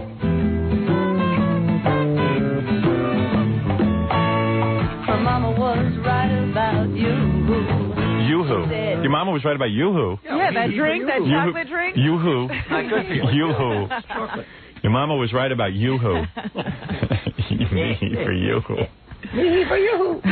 Wow. All right, man. Good for you. Hey, nice studio setup. Sounds like you're really on your way. Now, are they recording individual tracks, or do they just get into the... No, it's an 8-track, and we're adding another 8-track. Great. Ooh. So, they overdub and the whole Wow. Sounds it. All right. All right. Keep spending more. So they're going for that sound. Yeah. Jackie's dangerous with a little money in his pocket. I'm dangerous. She's out getting high colonics. Oh, and I'm right. dangerous with a little money in my pocket. No, this makes sense. What is it? We can talk to the guy who slept with his grandmother in a little while, but Kelly LeBrock's here. All right. Hey, isn't your contract up in a couple of weeks, Jackie? Speaking of guys who should never give up contract for our purposes? It is. So what are you going to do? You going to pull the same thing as last year? Or are you going to leave? I think I'm going to hand him in the same letter with a different number on it. Just redate it. Right. Smart man. Different amount, too. I don't know what it is. Have they come to talk to you? When is your contract up? Oh, yeah, they approached me about 2 months. No, I think they approached you the same day they approached me. What, last year when I finally went in? When is my contract up here? In November. No, that's only a month away. Not this year. No, next year, November. Why does my contract last so long? I think they just secretly add on to your contract every year. It's very important. You know, they're only 28 and 25. Yeah, that's hardly anything. And because they were first-time offenders, they thought they shouldn't get the death penalty. I hope the E-camera doesn't see me, my hand in my pants like this. I keep it up. Does the E-camera pick that up? I hope not. Why should you be embarrassed? I'm a little embarrassed. I went out and tried to hug Robin Rodzinski in the hall. She ran away from me. I don't blame her. You're an animal. I said, I'm very horny today. Someone better help me. You know, nobody wants to be your repository. Jackie's wife is out there. I said, Jackie, where is she? Bring her to me. I wanted her, and then she ran away. Where is she? I think somebody should appreciate just being the spittoon. I don't know where she went. Jackie said I could take her. Sure. I just needed her to rub up against me for about 3 seconds. Jackie's like a guy. He doesn't have a kid to name after you, so he's going to give you his wife, figuring you can never get rid of him. She's probably with the guy in the wheelchair. Yeah, she's out there humping the guy in the wheelchair. Oh. She's stripping for him. He's thinking about his future. Ooh, I just need about 3 seconds to rub up against your wife. Nancy, come on in here, baby. What is she doing here? I don't know. Jackie probably got her, in the city. They're probably having some big business meeting. We spent the night in the city. Yes. You don't look like Jackie's wife. Yeah, she's not here. What happened? She left? Not? No, she went out to get coffee with somebody. Why was Jackie why were they in the city last night? Because they saw the circus. Oh. Well, we were in the city for a meeting about circus. Some big business meeting. Well, Sergeant Pecker is now available on the 800 number. That's what we were meeting about. Oh, they had another Sergeant Pecker's meeting. Those albums Jackie presses in his basement. Stop that. Are now... His wife had to come into the city and have big meetings about him. 45 emails a day. You really make them in your basement? Who says that? Well, it's all the email I get. You do make them in your basement. You make them in your house. You do, too. Where do you make them? Where do you make them? You make them. You edit the whole thing in your house. I've seen the whole operation. Yeah. Where do you make them? That's where you make them. Stop lying to people. All right. Go ahead, Rob. So silly. I just saw this in the paper, and I can't ignore it. A South Korean man in Paris who leaped to his death in the River Seine. Yeah. Was carrying his mother's headless body in a suitcase. As he jumped? Yes. That's fantastic. That is fantastic. He had 2 suitcases with him when he jumped from the bridge. There you go. One case which held the decapitated corpse of his 52-year-old mother. The other suitcase was not found. What's his statement? Did he make a... What's the note say? What'd the note say? I've got to know what a guy says who's carrying his mother's head and his headless body in a suitcase. No statement? No statement. No note. No, they didn't even find the other suitcase. Maybe that's where the note is. I heard he landed on his mother's head. He landed on the suitcase with the head. He squashed. Oh, God. Mother! There are some sick things happening in this world. Oh, that's a good one. Yeah. That's a good one. That's an appropriate statement. There's some sick things happening in this world. Sometimes you just look at this nigga, woo. Yeah. What a world. I wouldn't be surprised if you got your mother in a suitcase. What? How do you get that through customs? I don't think he went through Didn't say customs. they were traveling, Jackie. All right, go ahead, Rob. 2/3 of the babies born to teenage mothers in a California study were fathered by adult men. Well, come on, you can do better than that. Who were some 4 to 6 years older than the girls. Everything pales next to that other story. Should have been your lead. But we've got to go on. Yeah, you should save that for the last. I love that. You're still stuck there in the suitcase. Mother! No, this is important. It seems, we have a huge rate of teenage pregnancy going on here, and you think teenagers are impregnating other teenagers, but it seems that adults are impregnating these teenagers and then allowing them to go off and have these babies alone. Oh, yeah. So horny. me horny, that story. Oh, stop it. For a teenage girl. So anyway, don't just believe that 16-year-old boys are responsible for all of this no, 16-year-old pregnancy girl that's going on. It's Right. Yeah, men, evil men. Oh, I'm so embarrassed. I'm so aroused. What am I going to do? How can you keep saying? I have to go work on a movie set today. What can you say? I'm embarrassed. I can't even stand up.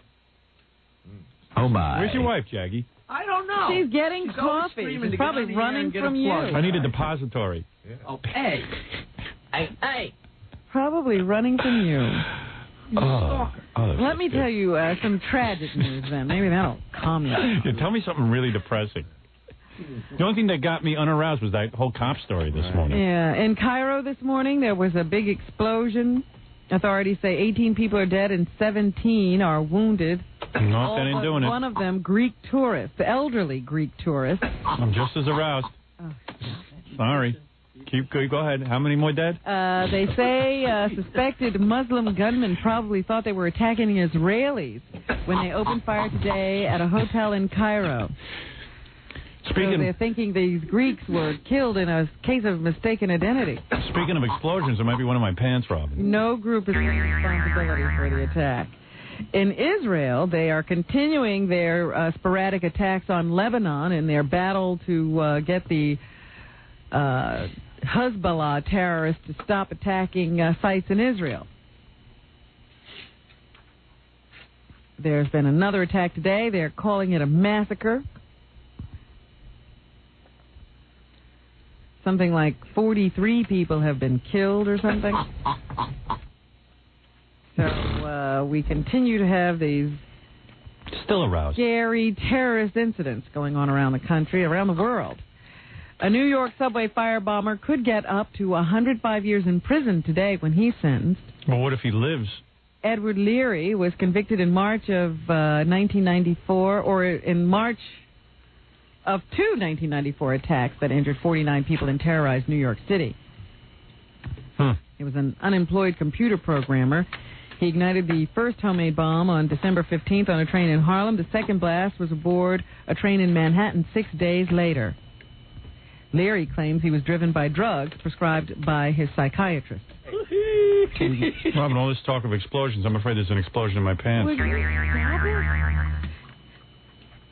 I can't.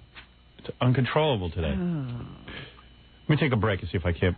Meanwhile, we're coming up to the, just let me get this out. It's a very short, quick story. Go ahead. We're coming up to the anniversary of the Oklahoma bombing.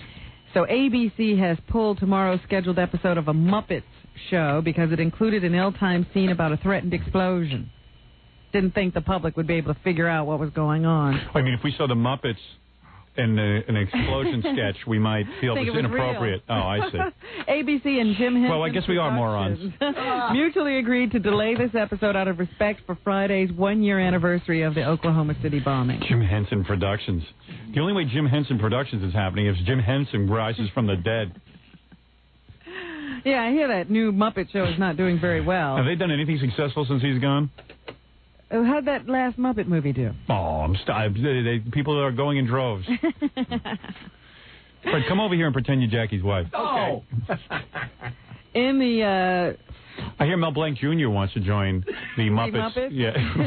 In the episode, the storyline described as a lighthearted parody of the 1994 movie Speed, a mad bomber threatens to blow up the Muppets TV studio, and Sandra Bullock That's a nice thing for kids. Star. Yeah, that's pretty good. My kids will enjoy that. So you won't be seeing that. They'll show that at a later time. Thank you. You said something about taking a break? Yeah. Come over here and help me out. Now would be a good time. All right. We'll be back. Come over and help me here. I need your help. I got a problem. Well, you've never helped me. Never told me you had a problem. Let's take a break. We'll be back. Robin will finish off the news, and we'll get the hell out of here and be movie stars. More to come when the Howard Stern Show returns in a moment.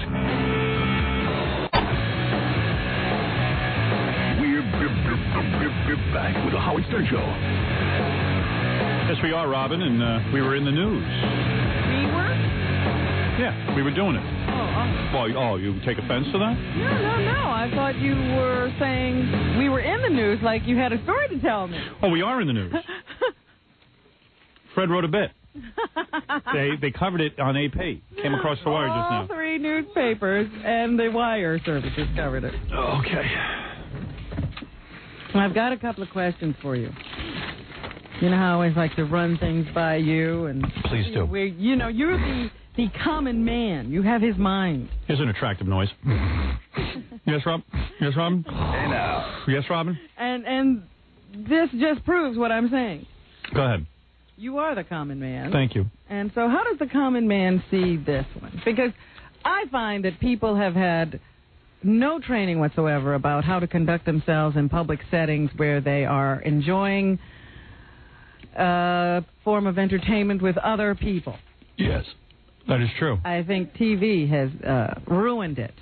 People don't know how to act at a live concert situation because they're so used to being able to talk and move around and do whatever they want when they're sitting in front of their TV sets. So anyway, this woman writes to Dear Abby, on our 33rd wedding anniversary, my husband took me to see Miss Saigon. We had wonderful seats, but the performance was ruined by an inconsiderate 60-ish man seated behind me. This has got to be Jackie. He coughed incessantly during the entire performance. Yes. There were times when I felt my hair being blown from the force of his cough. He seemed oblivious to the fact that he was annoying anyone, never bothered to cover his mouth or to take a cough drop. What is your opinion, Abby, on how I should have handled this situation? What's his number? I want to date him. This was some guy at the Rainforest concert a couple rows back picking his ass. I saw that. That was really distracting. Pickle your ass with a feather? But isn't that funny? The guy was coughing so hard he was blowing the woman's hair. I've been in front of guys like that. Because, I have a very, very big hair. Right, and so your hair gets all yeah. mussed because of their coughing. But people don't know what to do. So what do you do in a situation like this? Well, the right thing to do is turn around and slug the idiot. But since most people are built like me and can't do that, you move your seat. And if you can't move your seat, like in a theater situation, right, you have assigned seats. You do nothing. You sit there, you ask the gentleman to please. Well, you turn around maybe. And I know this. I've turned around and said to people, could you please stop coughing into my hair? And then they do it more. Yeah. And then they're like, what? Well, what? That's the problem. I can't stop coughing. What do you do? What accent are you doing? The person behind me. The person behind you. That's right. I went home. I had a lovely evening with my wife a couple of weeks ago. Uh-huh. And, it would have been a long week. We hadn't really been in touch with each other. We go out for dinner. We go to a movie. I get home. We begin making love. I found snot in my wife's hair. Oh. Okay? The whole back of her head was covered with snot. No kidding. I touched her hair. I was like, oh. Will you stop? That's a true story. Abby suggests that you turn around and politely tell this guy to cover his mouth, please. Excuse me, could you please close your mouth and cover it? Hey, honey, could you stop spitting all over me? Oh. You know that doesn't work. Where does she come from? She's a mess, too. She can't even live with a guy. Right? Didn't she get a divorce or something? Well, I can't live with a guy. I'm not going to down her for that. Maybe she didn't live with a guy. I don't know. I don't know anything about her. I'm not going to take her on for that reason. Jackie Mullen. We've had a couple of these cases come up in the news. You know this Munchausen's by proxy disease? Yes, I have it. I suffer from it. I used to suffer from Cooley's anemia, but now I'm into Munchausen's by proxy. Yeah, I know what that is. I don't know how it got that name. I don't either, but it's a great name. It's women who make their kids sick. Well, people, I guess, who make their kids sick. Yeah. Mostly women, I suppose. It's a gal thing. But, I guess a guy could do it, too. It's usually like big, ugly, fat moms who got picked on their whole lives and nobody liked them. So in order to get somebody to like them, they take their kids. Attention. They get their kids real sick, and then they get a lot of attention. People feel bad for them. Sometimes the first lady will have you up to the White House because you got a really sick child. That happened in the Florida case where they had actually met with Hillary Clinton, and they are now accusing a woman of putting feces in her child's feeding tube. You know who suffered? This was probably the most famous person they accused of this. What is it called again? Munchausen's by proxy. Munchausen by proxy. Munchausen. Yeah, what? Munchausen. You know who suffered from that? Who? Fred's mother. And for years. How did she make Fred sick? Oh, my God, many different ways. She would take hot dogs dipped in diarrhea and give them to Fred. Oh, that a dip. Oh. And the poor guy, I mean. Oh. Well, you may make your silly, stupid joke. Yeah, you better hope I do. Yeah. or else this is going to sound like Dan Rather, right?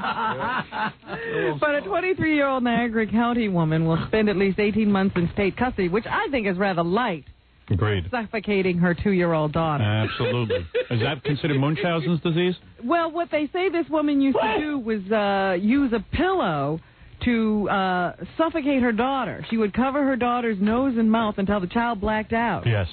And then suffered a seizure. Did that to him. And then Mom would seek medical help. She admitted doing that several times before her daughter died in 1994.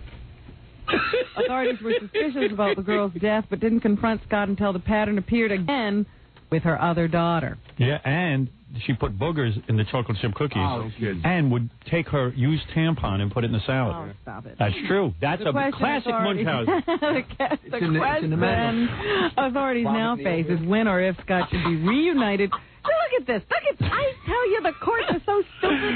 Poor Fred. I'm going on to another. Listen, I'm going to continue this, whether you're listening or not. I don't care. I'm back on Fred with the hot dogs and diarrhea. I love it. But listen to me. Yeah. The question authorities are now facing is when or if Scott should be reunited with her 8-month-old daughter. Oh, yeah. Wow. That's ridiculous, Robin. That's completely crazy. The baby has been in foster care since the mother's arrest in September. They've already known that the woman had tried to do this with the 8-month-old daughter. That's how they discovered she killed her 2-year-old daughter. And then they said, we got to get those two back together because they are a family. We're all dumb. We're stupid. I know a guy, his mother used to have a bloody nose in his lasagna, and she was trying to get him sick. Oh, you're so ridiculous. Meanwhile, do you think this woman was right to take a 13-year-old girl across state lines so she could get an abortion without her parents' consent? Say that again? I'm thinking about it. Go ahead. A woman took a 13-year-old girl across state lines to have an abortion so she could bypass Pennsylvania's parental notification law. I believe that she was correct. You believe in abortion on demand? Yes. No matter what age. No matter what age. And a person shouldn't have to tell their parents no matter what age. No matter what circumstance. Because if a kid has to tell their parents, sometimes they'd rather kill themselves than tell their parents. And I'd rather they should be, they should have to tell their parents about having sex. That's right. There you go. That's right. Last August, Rosa Marie Hartford took the girl who had been impregnated by Hartford's 19-year-old stepson. Oh, there's a little. No, that was a little different. Now we're getting somewhere. Now that might be criminal. To Binghamton. A minor doesn't have to provide parental notification to undergo an abortion there. The girl's parents complained to authorities that they weren't told about the trip, and Miss Hartford was charged with felony interfering with the custody of a child. So. I believe the child, in most cases, not this one, should chip in for gas, just so they realize the severity of the problem. That they have some responsibility. Exactly. Oh, boy. Michael Jackson is being sued again, this time by another security guard. Really? Oh, that's good. A former security guard is claiming that he was improperly fired. Now, let's investigate here. Jerome J.J. Johnson claims Holy mackerel. he and other Jackson employees were forced to lie to a grand jury during a probe of allegations that the singer had sex with a teenage boy. So Michael Jackson has Munch children's disease. According to the suit, Johnson overheard a telephone call in which the security chief for Jackson's MJJ Productions allegedly admitted he protected Jackson in front of the grand jury. Johnson's suit claims that he was fired after reporting that conversation to 2 other executives. I think that he was rightfully fired. Yeah. You don't Keep your mouth go shut. blabbing around. You're a security guard. Right. Well, if the security guard blabs, get rid of him. But now he's claiming he was wrongfully fired because he did that. No. Of course he's fired. Goodbye. Goodbye. The Cattlemen's Association is upset with Oprah Winfrey. Who isn't? She's eating all the cattle. No. She's as big as a cattle. That is not why. They are upset with the talk show host because of a recent show about mad cow disease in Britain. When word of the show hit the trading floor of the Chicago Mercantile Exchange on Tuesday, cattle prices fell. Holy mackerel. Oh. Analysts say the show prompted fears that viewers would cut back on beef and lower prices. Holy. The Cattlemen's Association says the show was biased and didn't present the beef industry's side of the story. Oprah denies those charges. She says the show focused on questions being asked in this country in the wake of the mad cow disease. scare in Britain. Oh, but what you got to be bad-mouthed beef? You the size of a cow. You got Stedman's meat. You ain't anti-meat entirely. You know the name Keyshawn Johnson? I sure do. I went out with her. It's a guy. Oh. Guilty. This was me. Keyshawn Johnson. Prisons are filled with Keyshawn Johnson. Oh, stop it. He is supposed to be the top draft pick in Saturday's NFL draft. Oh, lock him up anyways, right. So he's supposed to be getting some kind of multi-year, multi-million-dollar deal. What's going on over there? I'm passing wind. You're oh, Robin. So horny. It's a dead animal. But even before he signs on the dotted line with the NBA, he already has an Adidas tennis shoe deal. Unbelievable, Robin. I can't get an Adidas deal, and he can. They held a press conference yesterday, and he had his Adidas PR person sitting right next to him. And anytime the questions veered away from the shoes onto the draft, the PR person would step forward and redirect the questions back to the shoes. What a great press conference about shoes. There is a problem in the NBA. They say right now they have an agreement with Nike and Reebok, and those are the only logos you can have on your shoes in the NBA. Johnson says they'll try to work around it, but if not, he'll simply cover the logos when he's on the court. Holy mackerel. Wait, you talking about Keyshawn Johnson? Yeah. Yes, sir. That's the NFL, Robin. Well, there's the NFL then. He's a football player, not a basketball player. Okay, I knew he was a guy. Mackerel. Howard had him as a woman. He was supposed to come in this week. Yeah, where is he? Not coming in. Holy mackerel. Oh. Don't you just love it when guys who are really good-looking try to play it down? Yeah, I'd try, but... We've even met this guy, Gavin Rossdale, who's from Bush. Yeah. You should see him on the cover of Rolling Stone and show himself off. Oh, man. He says he finds it amusing when he's named to some of those sexiest people lists. Yeah, he plays it up. And it's meant to mean nothing. Yeah, right. When you look like that, it does mean nothing. Right. Look like this, it'll mean something to you. Because it's totally flattering, but the lists are just what people decide to put on paper for that day. Rossdale says people always know what they find sexiest, and they don't need a list to tell them. That's right. So he's good point. Touche for you, Rob. Swayed by those stupid lists. Am I on any list? Yeah, I told you. The one that people don't want to take your call. Well, I got you on the phone, didn't I? And we have to say congratulations to Judy Collins. She is now a married woman. She's been with the guy she married for 18 years. They finally decided to tie the knot. She's 100 years old. She said that she decided to get married because she wanted to weld together what it is about our lives that is good after her son's suicide in 1992. Oh, no kidding. Ooh, hey, that's not funny. Not at all. Just to Jackie only. So, Jackie gets major yucks out of suicide. George C. Scott, who is on stage in Inherit the Wind, has been having some trouble staying on stage. You know, he's big and he's fat and he's old. Yeah. And he keeps getting sick. It's too bad. He's a good actor. Yeah, they say he's getting rave reviews on the nights he's there. He missed a performance the other day because he took ill, and guess who is his stand-in? I think this is pretty funny. You go to see George C. Scott, and when he gets faint and starts to hit the deck... John Stamos. Tony Randall. Jim J. Buller. No, Tony Randall runs out of the audience and really? gets on stage. No kidding. That's the understudy. Boy, I'd demand my money back. The same performance, don't you think? Oh, yeah. Very similar actors. Very macho. Absolutely. Okay. And finally, yesterday I reported what the Washington Star said about Pat Buchanan. Yesterday afternoon, Pat totally denied that he was planning to step down as a presidential contender for the Republican nomination. And he says he's been speaking to his advisors about possibly making a third-term run, and no decision has been made. So he's not stepping down.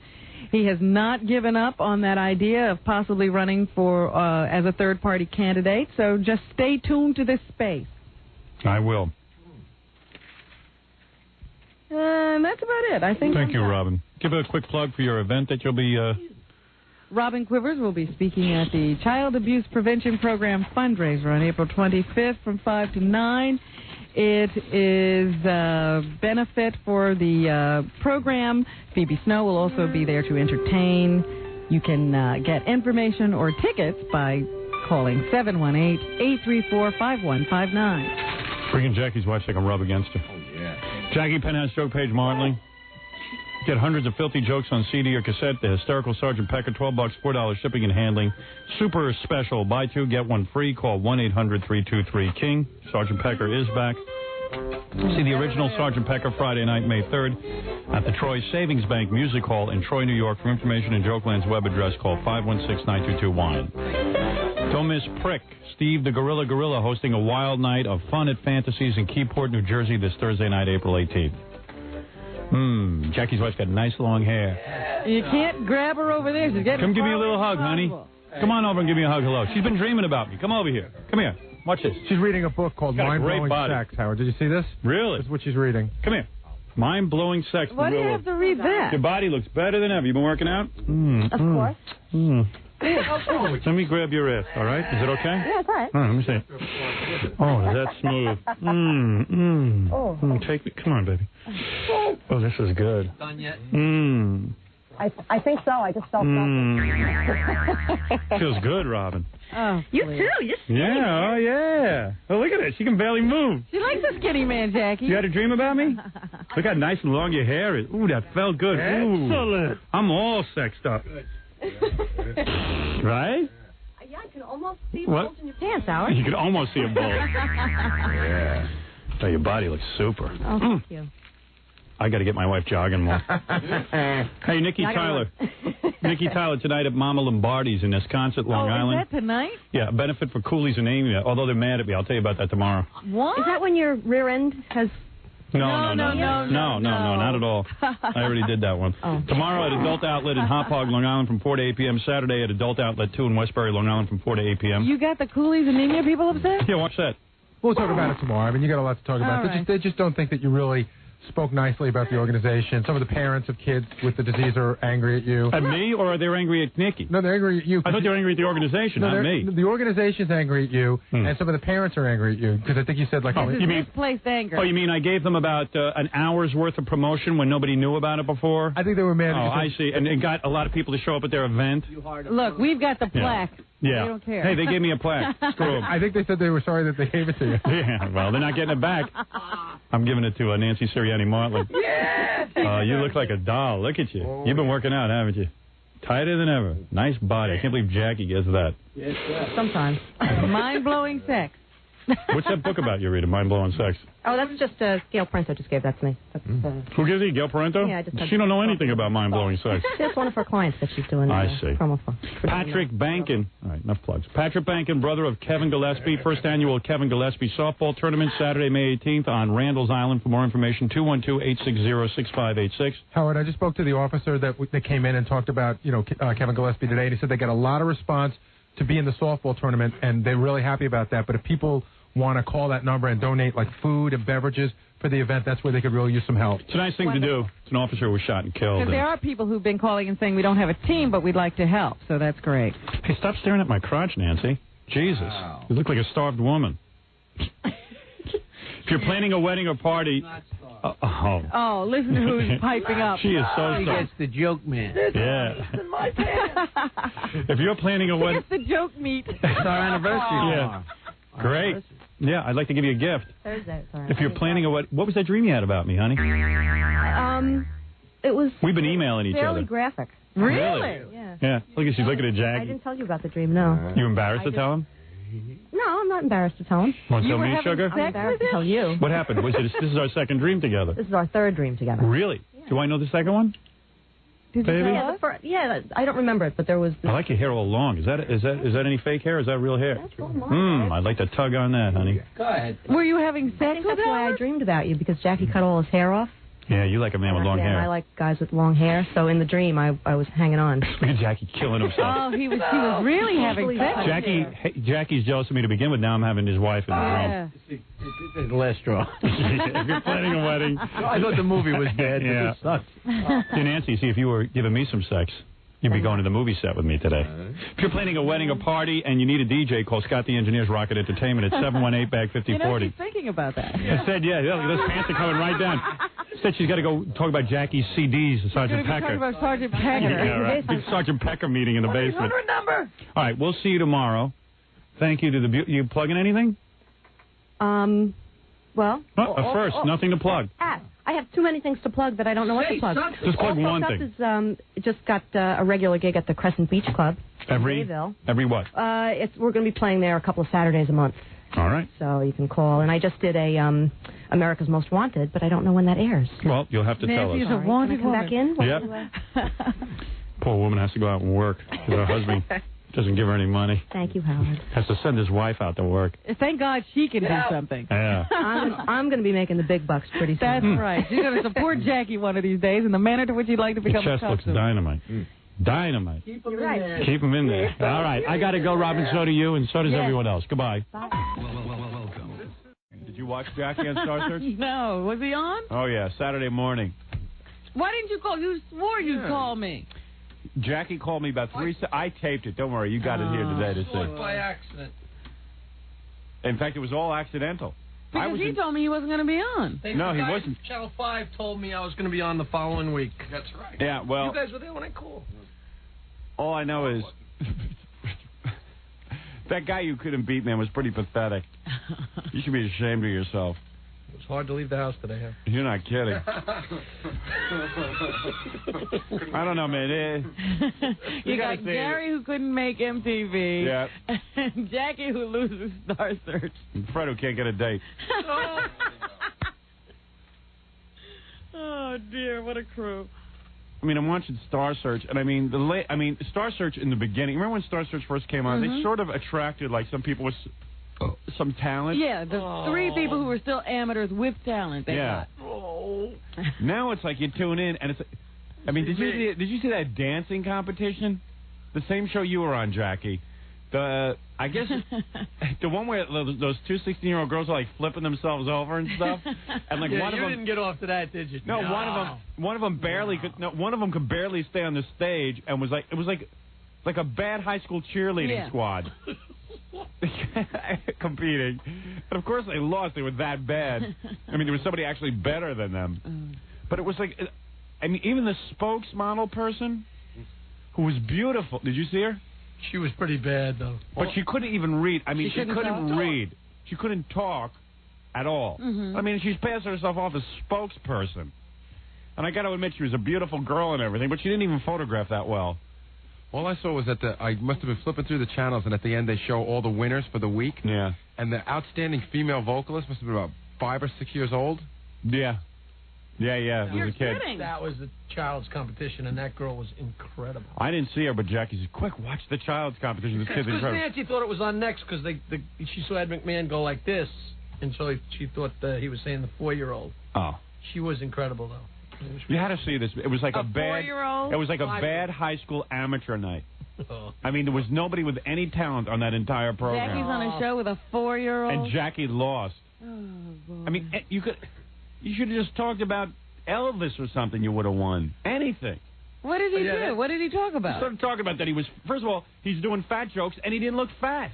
I mean, he looks a little bit heavy, but he doesn't look fat. He almost looks like a football player. I did 3 fat jokes. Max Alexander is weren't fat. About me. They had nothing to do with me. He goes, "Yeah, I was walking around with an umbrella, holding an umbrella the other day. I looked like the letter Q." It almost drew applause. Didn't draw any laughs. It drew a few applause. They were trying to get him off the stage. It got better. Who picked your material? He had I find out later that his girlfriend picked all his material. It was a good move. Okay. You didn't have it dubbed off so we could listen to it? It's dubbed off. Oh, because we got to hear this. You want to hear it? Yeah. All right, let's take a commercial break. We'll have Jackie on Star Search next. Did Scott take the laughs out, Howard? Yeah, we had him remove all the laughs. Oh, man. And Jackie goes, "I don't understand it. I was feeling them. I got an ovation. Did you see that? An ovation." Yeah, they were glad for you to leave. That's what they were clapping. They were clapping for you to get off. Scott didn't think I won. And I had to call Jackie for it. He didn't? No, I still thought I won. Did you think he won? Yes. Oh, you didn't tell me that. Are you serious? No, he's waving his head. No. He's saying yes and shaking his head no. I don't know what happened to you. You should have done a stern act. You should have done something. Oh, yeah. Like a Leonard Hagler fight. Look at it. Oh, man. Oh, boy. Jackie. I got to hear this. Do you have the other guy as well? Yeah, sure. Oh, good. Let's listen to both. We'll critique you here. Yeah. And the other guy, I mean, guy wasn't that tough to beat. And then all of a sudden, what the funny part is that you can't, of course, see from listening to a tape, is that at the end it goes, oh, I'd love Ed to McMahon goes, and now, in the comedy competition, the champion, what's his name? Steve-O. The champion, Steve-O, with 3.25. The challenger, and Jackie's looking there with that smile, and he's almost looking over at the guy, and he's looking over at the guy at this point, like, see you later, 3.25. Like, you suck. And all of a sudden he goes, Jackie Martling, a 3.0, and still our champion, Steve-O. And Jackie, like, oh, boy. I got to tell you something. When Ed McMahon rejects you. Howard, there's something rotten in Denmark because when we... Yeah. Oh, by the way, just listen to this. I heard this rap yesterday on the phone for 10 minutes. Let me hear this. Yeah. When we did it, he got 2 3s, a 4, and a 3. Yeah. And I got 4 3s. And on the show yesterday, when they showed the scores underneath us, he had 3 3 4 3, and I had 3 2 4 3. That's not. So what are you saying, Jackie? You won? No, I'm saying that they knew the scores before they did it, and they just made the scores so they would fit. It wasn't the scores that we had on the board. Do you understand what I'm saying? No. When I looked over at the wall, I had 3 2. I had 3 3 3 3. You don't forget something like that. And yesterday, when they put the scores under us, you don't forget something like your scores on Star Search. Okay.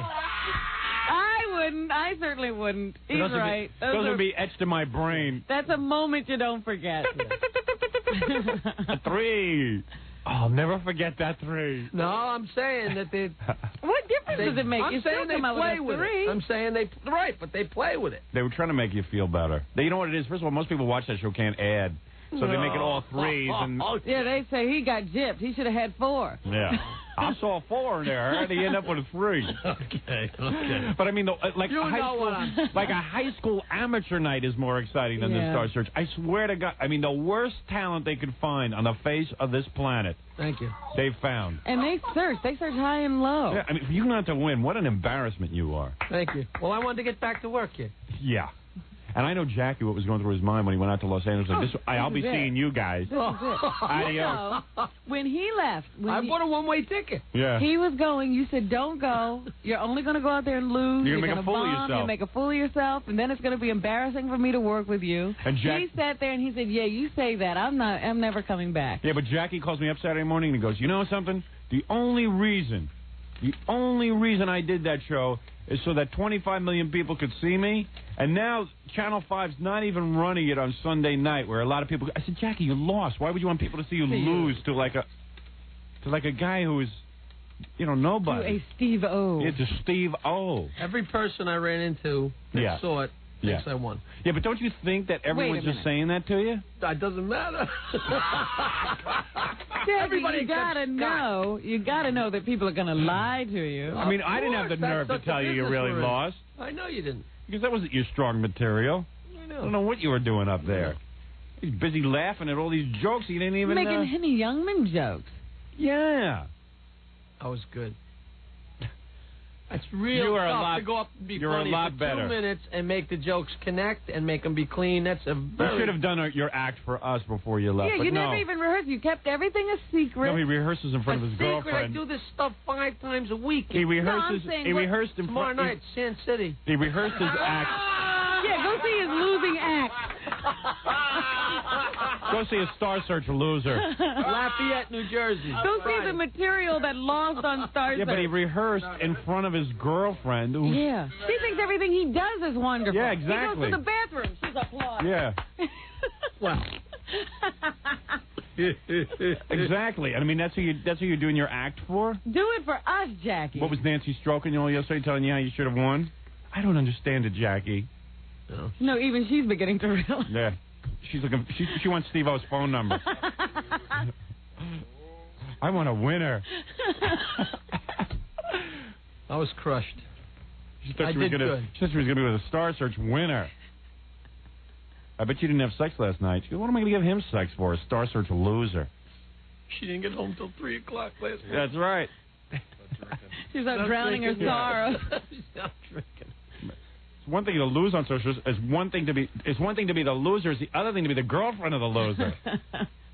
Well, let's take a break. I'll get the tape for you. All right. Let's take a break. Okay. Yeah. You say that now. Don't worry, Fred. There's plenty of show left for you. Do you want to hear Jackie's Star Search? Yeah, please. Okay. Gary, get me a Hoffman rubber. Is this the guy Steve too before you? I don't know if I want to sit through him again. Let's just sit through. I thought he was so good, Howard. I didn't say he was so good. Well, this is the only way we can compare. All right. Thank you, Steve-O. Looking to take Steve's championship. All right, this is just Jackie now. All right. I guess because where is Steve-O? How long is that Steve-O guy? Everybody's 2 minutes. 2 minutes? But it seemed like an eternity with you guys. Oh, beautiful. I mean, I felt like I was watching like in suspended animation. I think that's how the judges judge. It's how long they thought it was. But you can tell they also put a laugh track on the thing, too. Oh, of course. Mm-hmm. No, Jackie, these are not your laughs. they are my laughs, and they added laughs to the beginning. He did not get a laugh until he does the thing with All the right. suntan lotion. Okay. I'm telling you. Challenger. He can be heard across the country on the radio show Jackie the Jokeman. Here's Jack. Nobody even knows how to describe what Jackie does. Yeah. He can be heard across the country on the radio show Jackie the Jokeman. Jackie the Jokeman. Now do I have to make excuses for Ed McMahon? Steve Martling. See the applause? Look at the Some applause. folks might recognize me. My picture was in a lot of magazines last fall. The New York Times had a contest. Everybody had to send in suggestions for water conservation, and I won first prize. It was my idea for fat people to get in the bathtub and then fill it up. So he's doing all these fat jokes. Meanwhile, he doesn't look fat. What? That has nothing to do with me being fat, that joke. Okay. All right. But that's sort of an old joke. You've got better jokes It's than that. an old joke. It's a great joke. My joke. Go on. Oh, you got it. I know I'm getting fat. The other day I was walking along dragging an umbrella. A girl told me I looked like the letter Q. It's a drag being fat. Last week I had a nightmare that I married a big fat girl. She walked down the aisle, sideswiped both families. You cut off the leg. When are you getting to present day jokes? Yeah. That's old stuff. You've got better stuff than that. You know, be a little pertinent, topical. I mean, you know. Yeah. Talk about What Iran happened? Gate. Yeah, that would have worked. What a honeymoon. She walked out on the hotel diving board. It lowered her into the pool. First night in the hotel lounge, she got up to dance. She made the band skip. Don't cut off the applause. Oh, man. Oh, man. When do you get a 3? You're lucky you get a 3 share. 3 shares not what it is, Howard. 3 points. 3. You're lucky the judges gave you 3. Right. And yet the other guy, he was no rocket scientist.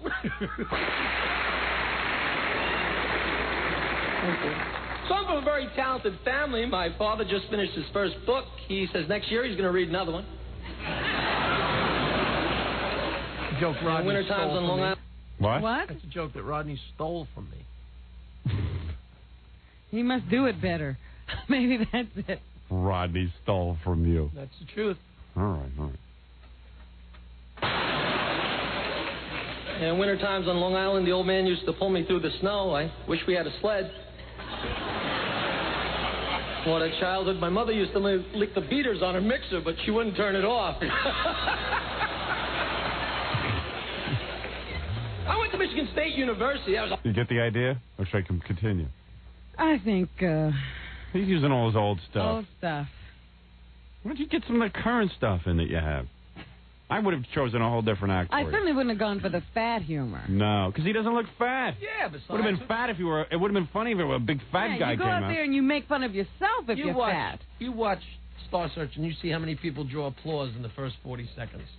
What's that got to do with anything? Hey, Oh, that has judges, nothing to do with hey, anything. you lost, man. Right. He's still saying that because they were You clapping. take an audience from 0 to applause in 40 seconds. Maybe they were embarrassed and they were clapping so you would feel better. They felt bad. No, they Maybe were slapping their heads to keep awake is what they were doing. You got it. Yeah, I saw that. I saw some guy slapping his head. That's what all that noise was. That was Ed slapping his head against the wall. A lot of fun. Really, really fun. Thank you. It's pretty popular. And all the football players, great guys. Not too smart. One of our football players had a bumper sticker. It said, "If you can read this, read it to me." He had a part-time job working as a toll taker in the exact change lane. I love to tell jokes, but the best are the true stories. Last summer at our 4th of July barbecue, Now, you know this isn't a true story. Of course not. Because I didn't say, oh, he's going to get into a true story. And it is a true story. Let's see. Little 3-year-old niece Katrina said, "I want a hot dog." I said, "Okay, honey." I went to grab her a hot dog, and her mother was standing right there. She said, "Katrina, what do you say?" And she said, "No ketchup." Thank you very much. I won, pal. Thank you, Jack. You won. You won nothing. I won. You're sitting here. Let me hear this Steve-O, see if he makes me laugh. Well, he's not going to make... Where's Steve-O? Did he not record that? I have no idea. I brought the whole thing. All right. Well, where is Steve-O? Steve-O.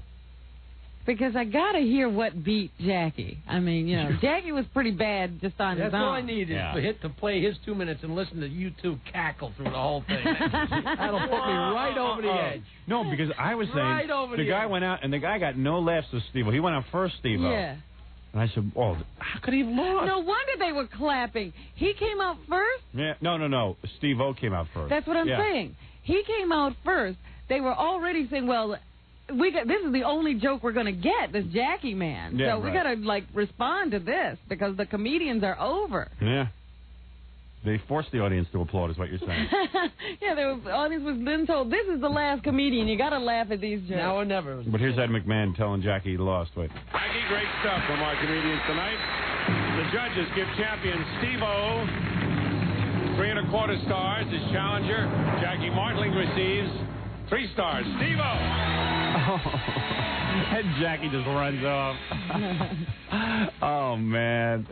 Poor Jackie. Oh, don't feign any compassion, Robert. I do feel for you. I mean, I didn't think what you did was funny. We all said you were a moron for going out there. Why should we feel compassion for you? I do feel compassion. It's a stupid show.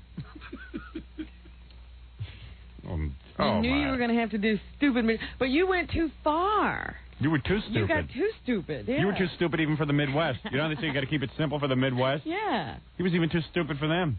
People in the Midwest were laughing at him. You lost on Star Search, Jackie. Nobody with any talent loses on Star Search. Dennis Miller. Dennis Miller lost? First time out. Steve Middleman lost first time out. Joe Bolster forgot where he was. And What do you mean first time out? You mean they brought him back? Dennis Miller? No, I'm saying just like me. Went out and okay. First time on, he lost. A lot of really good guys have lost. Oh, now he's doing that rap. He went on and looked up the losers. Yeah, he found out, he did some research and found out that if you lose on Star Search, that you're probably going to... That's a real good sign. That's something I would do. Out to lose. That's something I would do, too, I guess. Yeah, I'm not the only guy. Robin Williams, Robert Klein, they all lost the first time. No, they failed the audition. Yeah. Hey, look, Robin Williams was never on. They couldn't even make it on the show. Ed McMahon laughed at Robin Williams, rejected him.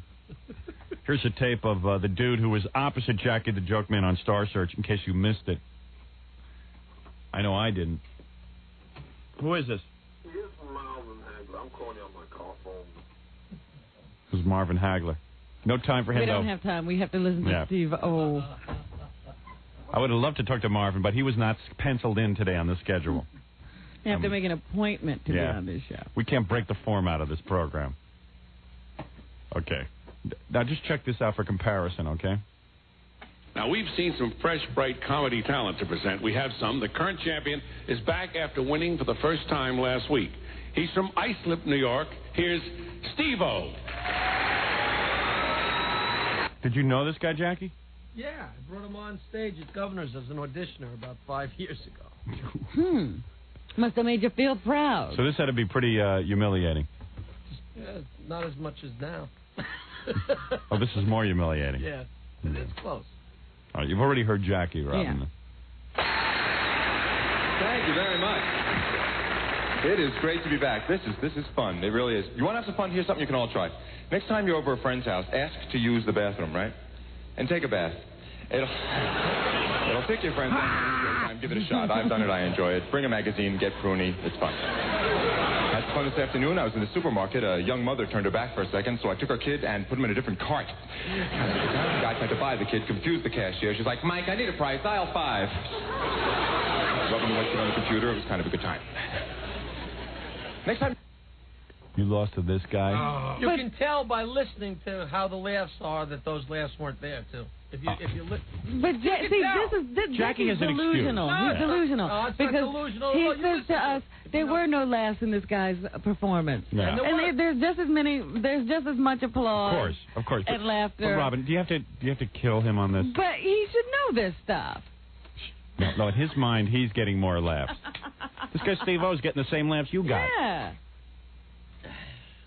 What are you talking about? Because his setups were a little longer, so the laughs weren't as frequent, but he seems to be getting the same laughs. Yeah, but within 40 seconds, they were laughing and applauding. Well, Jackie figures his laughs were real, and these are sweetened. Yeah. If you think those laughs are real, then why is he starting his next thing while the laughs are just peaking? Okay. Because that's what a comedian does. No, that's what a bad comedian would do, and he's not that bad. What is this, Stargate? There you go. Star Search Gate? Yeah, are these real laughs or are these Memorex? Let's face it, you lost. You lost on Star Search, the lowest thing that any entertainer could do in his whole career. You This is an amateur program. This is for amateurs. And you lost. And he got as many laughs as you did. The Let same me hear sweet laugh. a little bit more. All right. Go to a restaurant that has a sign in front of it that says shirts and shoes required. Take off your pants. They got to let you in, right? And they'll seat you a lot quicker, so give that a shot. Nice way to embarrass your date. Talk about embarrassing. I had the most embarrassing date of my life last night. I dated a tanning fanatic. You ever meet one of these people, like a tanning freak? Always has, like, baby oil all over her body. You pick her up for a date, it's like, hi, honey. Meet the family. Hi, Miss Johnson. Sorry. This guy's getting big laughs. Yeah. I thought that was funny. Those two things he just did was when the audience laughed. I'm telling you. I mean, at least I'm smiling through this performance. Uh-oh. Okay, Rob. Oh, yeah, he's going to like you. Embarrassing day. Car broke down on the way home. Very sad. People will not help you on the freeways if your car breaks down. I'm standing in the middle of the road looking for help, saying, thank you. Thank you very much. I appreciate it. Nothing. I'll wait for a cop. I'm fine. Thank you. I won't stop and help, actually, if somebody's broken down by the road. Could be a madman. Could be a sicko. If I had a gun, maybe I would stop. It's like, what's the problem? What, are you going to fight? Get out of the car. Move. I got a jack in the back. Move it. My name is Steve-O. Thank you very much for listening. Good night. Whoa, listen to that crowd. Looking to take Steve's championship is I actually started He can be to heard chuckle. across the country on the radio show Jackie the Jokeman. Here's Jackie Martling. Do we need to hear this Not again? again. We get embarrassed. The guy who works with us just loses. Ask some phone callers. Ask some phone callers what? What should we ask? You lost. What do you mean who won? We saw the scores. You lost. What do you mean who won? What, are we going to have a new grading system? Jackie must have primed the phone. Yeah. Yeah, He's got all his buddies calling in. Went around and gave out free videotapes to the audience. And listen to those laughs. Those aren't real laughs.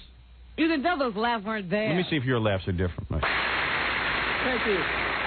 Some of you folks might recognize you. Oh, he's not on there? Oh, okay. Same laughs. You lost. You lost on Star Search.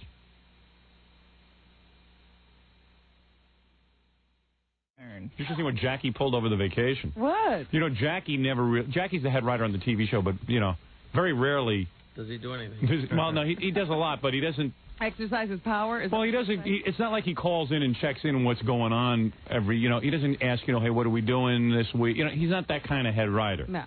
When he's with me, we're doing stuff.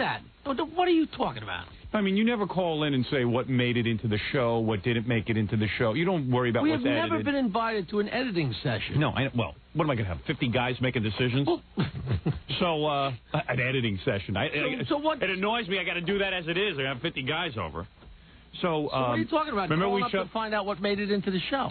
So remember, on vacation especially, Jackie never gets in touch with me because we're all trying to vacation. We're not trying to be with each other.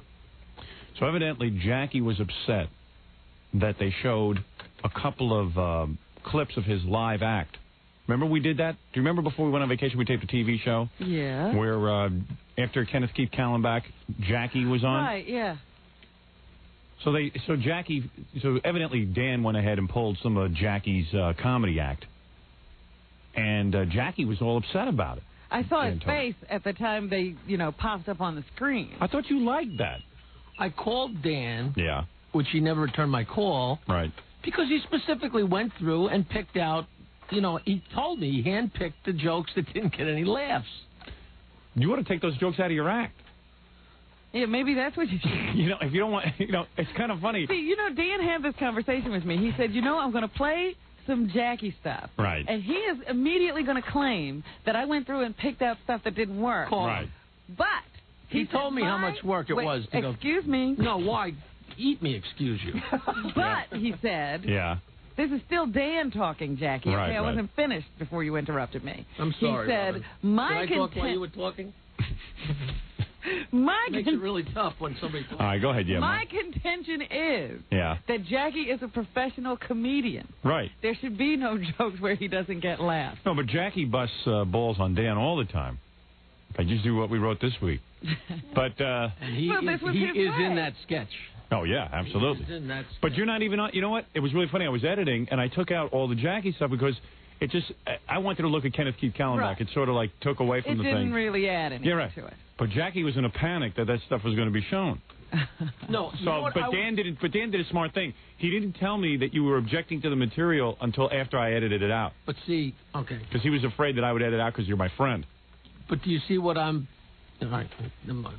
Right. I mean, I was using it as leverage. I mean, what's his whole argument about not being on the show? Right. That he has a career and he doesn't want to be seen as a buffoon. And my argument with him was, why will you take my worst jokes and put them on the air to make me look bad if you're, I have a career too doing that. Right. So it's leverage to make him be on the show. Well, if that was your intention, that's interesting. Oh. I don't know. You think that was it? Hey, what's this thing, Jackie? You're going to be protested by Polish people? What was this? Someone sent me an article? What's going on with that?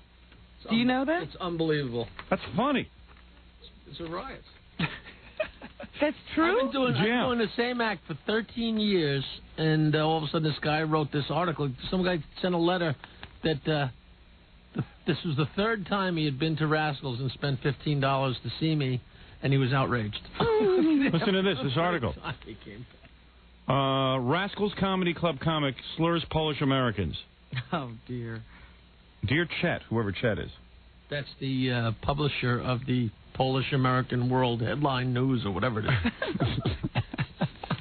Got a readership of 7. Dear Chet, I thought I would take this opportunity to let your readers know that the hate and bigotry will raise its ugly head at the Rascals Comedy Club in West Orange, New Jersey on Wednesday, May 6th. Appearing at Rascals will be a comedian named Jerky the Jerkoff Man, who in his last 3 appearances at Rascals was viciously anti-Polish. Would you tell some Polish jokes? Yeah. This foul-mouthed comedian in the past has never turned down an opportunity to take cheap shots at people of Polish descent. He has gone out of his way to infer the following about Polish people. Pope John Paul is the king of dumb Polacks. Polish mothers are all the whores because they love to get it on. Oh, dear. There's nothing in here that even resembles any jokes I do. I couldn't figure out where this guy got this. Polish people happen to be white because they are like sperm. What? What does that mean? I don't even get it. I don't either. Polish people have never invented anything of intellectual value because they can't help how dumb they are. There's nothing wrong with telling Polish jokes because Polish people, due to their stupidity, love to tell these jokes themselves. And these anti-Polish jokes are just the tip of the iceberg. And as if this isn't bad enough, this super bigot then challenges the members of the audience to come up on stage and stump him with an ethnic joke if they want to win a prize. Unfortunately, since the audience has worked up into an anti-Polish frenzy, most of their jokes reflect the anti-Polish sentiment of the super bigot Martling. Poor Jackie. He just like the word super. Yeah. You know. Super big. At least you're super something. Yeah. Super bigot. Right, super bigot. A new superhero. Super I'm bigot. super bigot. Hey, maybe there's a role in there somewhere.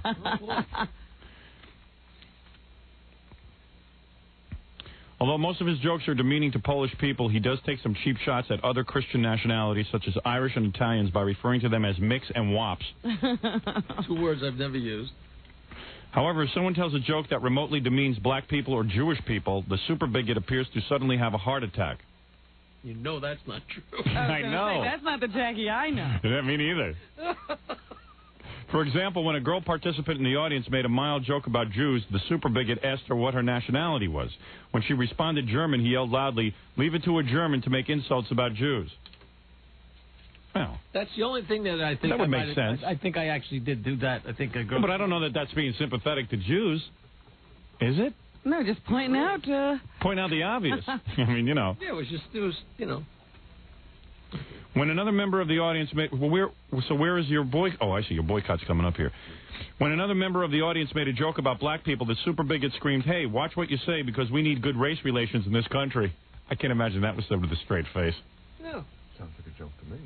In response to this super bigot's use of comedy and humor to push hatred and bigotry against Polish people, I think it's about time that the sleeping Polish giant of this country and the state of New Jersey should wake up and send a strong message to the Rascals Comedy Club. People of Polish descent have never done anything negative to this super bigot. Martling. So what's the guy doing there? For the 3rd time. Poles have suffered enough inside and outside of this country, and it's about time that we demand enough is enough. I think Jackie has a new name. Super bigot. Super bigot Martling. Yeah, let's call him that. Jackie Super Bigot Martling. In light of this, I propose the all-proud Polish Americans contact the Rascals Comedy Club manager, Dan McKenna. He even gives the time and stuff as you call him. Wow. Callers should demand that the Rascals Comedy Club apologize to the Polish people in a major newspaper for the smear campaign the club has launched on the Polish people for the use of comedy and humor. Okay. Fair enough. Yeah, I think I can see Rascals buying a full page in the New York Times. Yeah. Let Rascals know that we will boycott them and picket them, and we will tell all our friends, relatives, and Polish groups to do the same. Well, you sound like you're in trouble, Jackie. I know. Remember, in this economic depression, even a 5% loss in sales at this club could severely hurt them. And me. Right. I hope all proud Poles will take action in response to this information. If we don't, then this super bigot's message of hate will be broadcast to hundreds of thousands of people, since Rascals always promotes its big shows by TV3 suburban cablevision. Wow. And he said, he also said for people to come throw stuff. Oh, nice. I don't see that part. I don't have that. I must have missed that already. I got the thing here. As for any proud Polish people who might attend this particular comedy show, why would they attend the comedy show after reading this article? Yeah. Make sure you bring plenty of tomatoes, rotten ones, to throw at the sick jerk Jackie Martling when he starts up with his anti-Polish hate jokes. Hope they do it, because now you can sue him if there's any, what do you call it? If the guy's got any money, right? Yeah. You know, I called this guy yesterday to talk to this Chet guy, and I said, I'm married to a Polish woman. He said, your wife is I don't Polish? know that. And I said, what do you mean you don't know that, you idiot? I just told you that. I don't know that. I don't know that. That's all I know. I told you. She's not Polish, is she? Yeah. Polish. Yeah, Sirianni half Polish, Polish? half Italian. Oh. Oh. Wonder why I'm angry. No. No, but I mean, it's really not funny. I've been getting, threatening. I mean, really vicious, threatening phone calls. Oh, don't even worry about it. It's just an idiot. I know, but I mean, it's like you should have heard the guy on the phone. He tell me how he physically threatened Jerry Lewis and physically threatened Joan Rivers and personally stopped Bob Hope. I mean, this guy's been doing this for 30 years. This is the guy that has the little table at, when somebody's having a joke convention, he's got the people lined up signing petitions, anti-Polish jokes, and I see. Well, hey, listen. Anybody who advocates throwing tomatoes at somebody, I don't think is too with it. I would just like to say that if anybody wants to get this campaign started, they should be at the Rascals by the Shore tomorrow night. That's a good way to get it early started. Yeah. Smart man. Guy who knows how to promote. Jackie the Joke. Jackie is super big at Martley. Well, that's right. Yeah. Come on. Jackie's super big at Martley.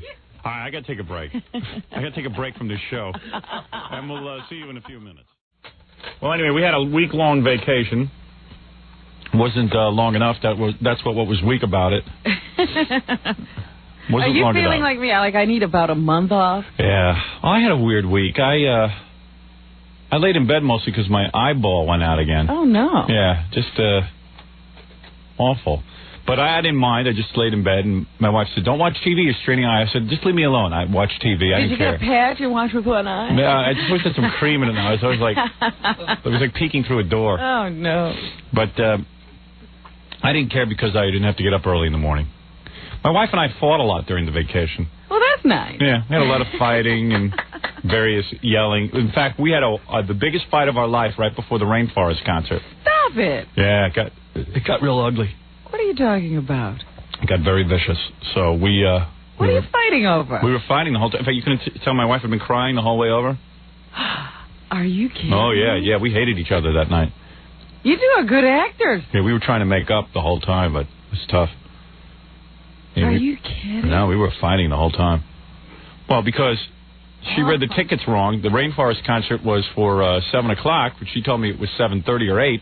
And then I was sleeping, and she woke me up and told me to get dressed for the Rainforest concert.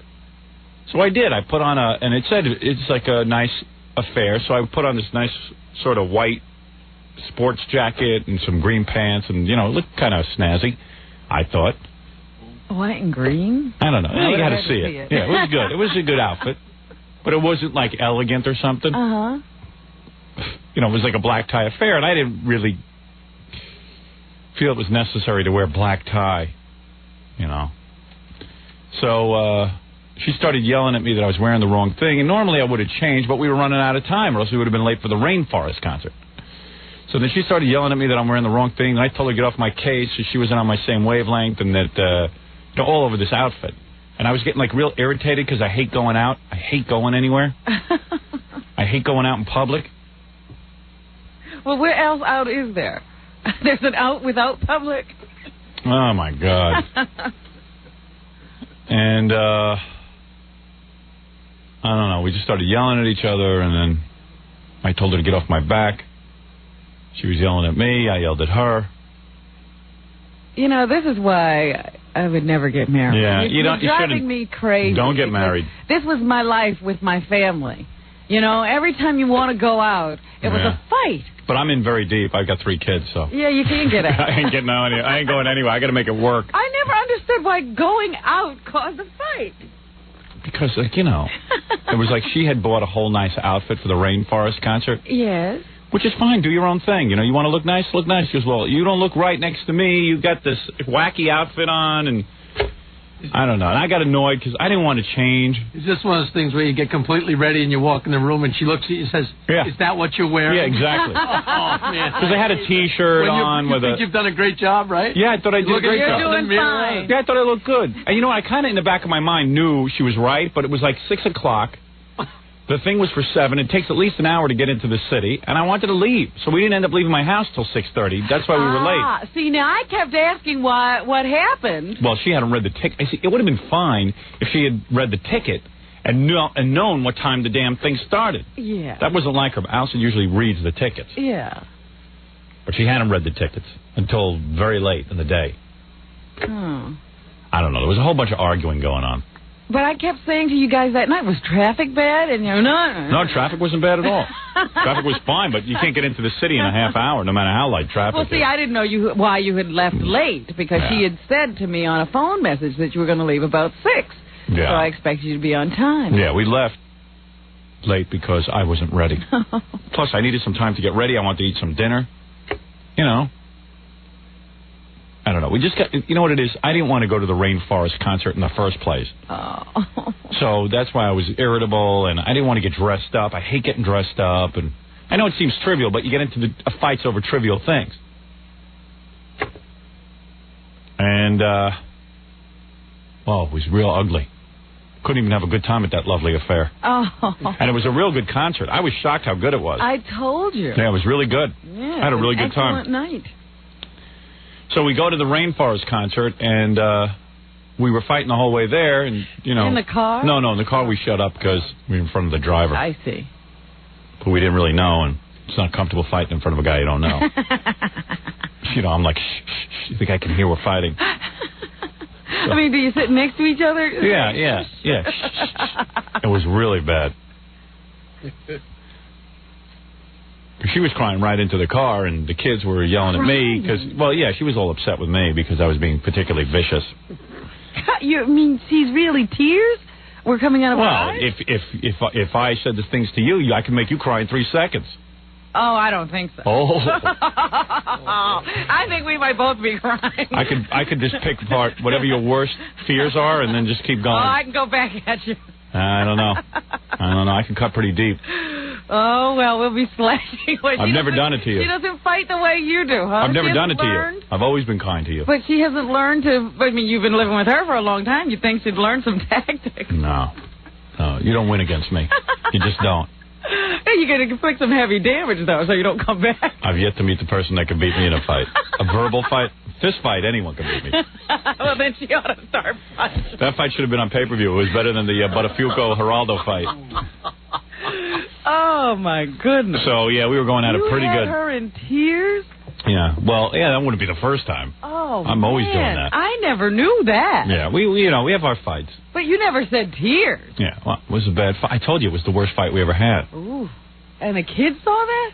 No, they didn't see the fight, but they saw Mommy come downstairs a little shook up. She was a little punch drunk. She was a little wobbly. You don't think they could hear? She was a little wobbly when she came down. Oh, how... So then the kids were all upset, and then I just said, no, it's okay. And we told the kids it was okay. Shut up or I'll punch you. No, I would never say it to the kids. So then we got to the rainforest. we had to save the rainforest. You had the rainforest in your house. So we get there late, a half hour late. We're freaking out because we really want to see. If you're going to a concert, you want to see it. Yeah, because there's a lot of cool people going to be there. Elton John, James Taylor, Sting. Turned out people you didn't even know. Aaron Neville, Whitney Houston. Yeah, Whitney Houston was there. There was a lot of people, singing and if I explained to you what they sang, it would sound kind of goofy, but it was good. Like even Luciano Pavarotti, who I didn't want to see, and Tammy Wynette. Yeah. They didn't suck because they kept them moving quick.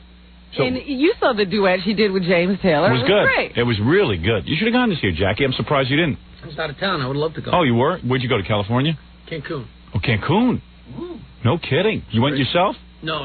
I was with the Stuttering Monster and Mikey Stein. No. Did you really? He gets to go places without his wife. That's why his marriage lasts. He really went to Cancun with John and Mikey? Your wife didn't care? She actually encouraged me to go. Really? Did you get laid? Of course I got laid. I know he did, too. That isn't a lie. Is he a happy man? That's why John can't walk today. No, as a matter of fact, I didn't, but it was great fun. No kidding. You went on a plane with Stuttering John, 2 single guys.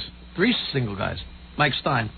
Mike Stein, Stuttering John. And me. That's 2.5. Oh, you're not 3 single. 3 single guys. You're married, You're remember? married. Oh, I thought you were referring to me as single. No, 2 single guys. 3 single. He didn't even know. He doesn't know he's married. Of course he can. See, that's how he's able to do it without guilt. Right. I left my ring with the pilot. Right. He picked it up at the airport when he got back to New York. I'll pick this up on my way back. Put it in customs. Lock it in a safety deposit box. Great fun. No kidding. No kidding. You bastard. Yeah. God, you're lucky. I'm so lucky. So what the hell did you do in Cancun? Yeah, maybe you'll tell me. Stared at a girl about 1/3 my age and beat my head against the wall. Beautiful. Yeah, no drinking age. 14-year-old girls. Drunk? 14-year-olds drunk? 14 years old. No, you mean in Cancun you can drink if you're 14? If you can walk into the bar and order, you can get a drink. No kidding. Frightening. Absolutely frightening. Hot 14-year-olds, huh? That's sick. That's redundant. Oh, that's evil. Hot 14-year-olds is redundant. It's wild. And the bars stay open until the last person. John didn't bring his girlfriend? No. No kidding. That was the rules for this trip. No women. The rules. I like that. They make up rules. No, John was going, and he said, go. And I said, all right, and I went. Bertie even almost went. It was a real field day. Did you call me? I would have loved to have gone. Oh, please. I got to go to Atlantic City for a day. Well, that was good. Yeah. With your wife or with... No, with the guys. That was fun. Dominic?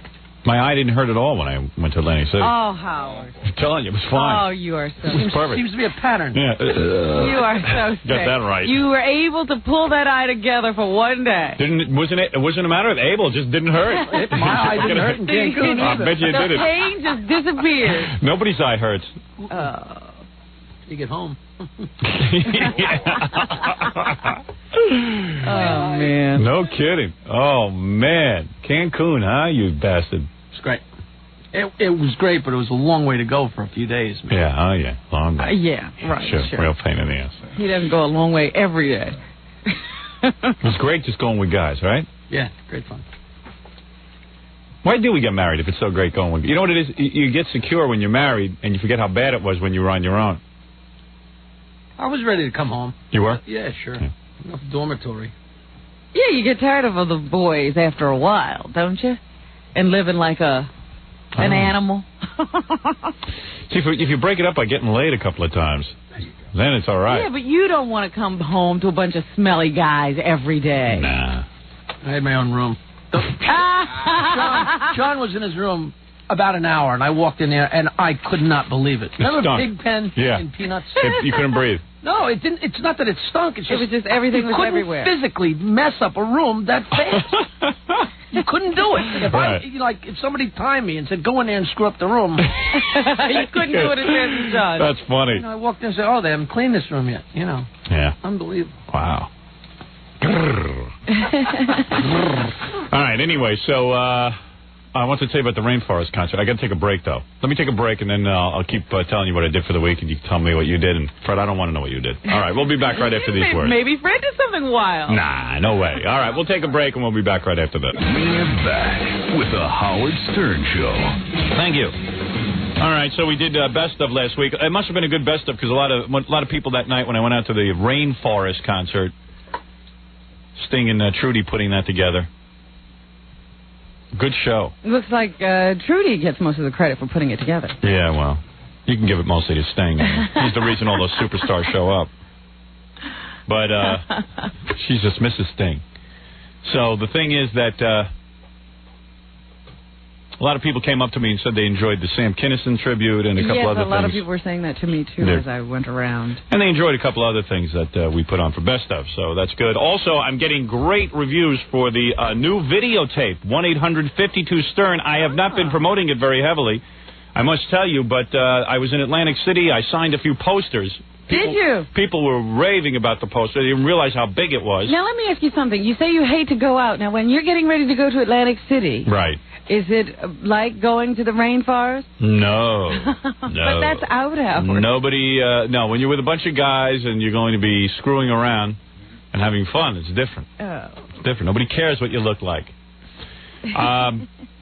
So a gorilla even got his copy of the videotape. He couldn't believe how good it was. I haven't gotten a copy yet. Well, did you order 1-800-52-STERN? No wonder you haven't gotten one.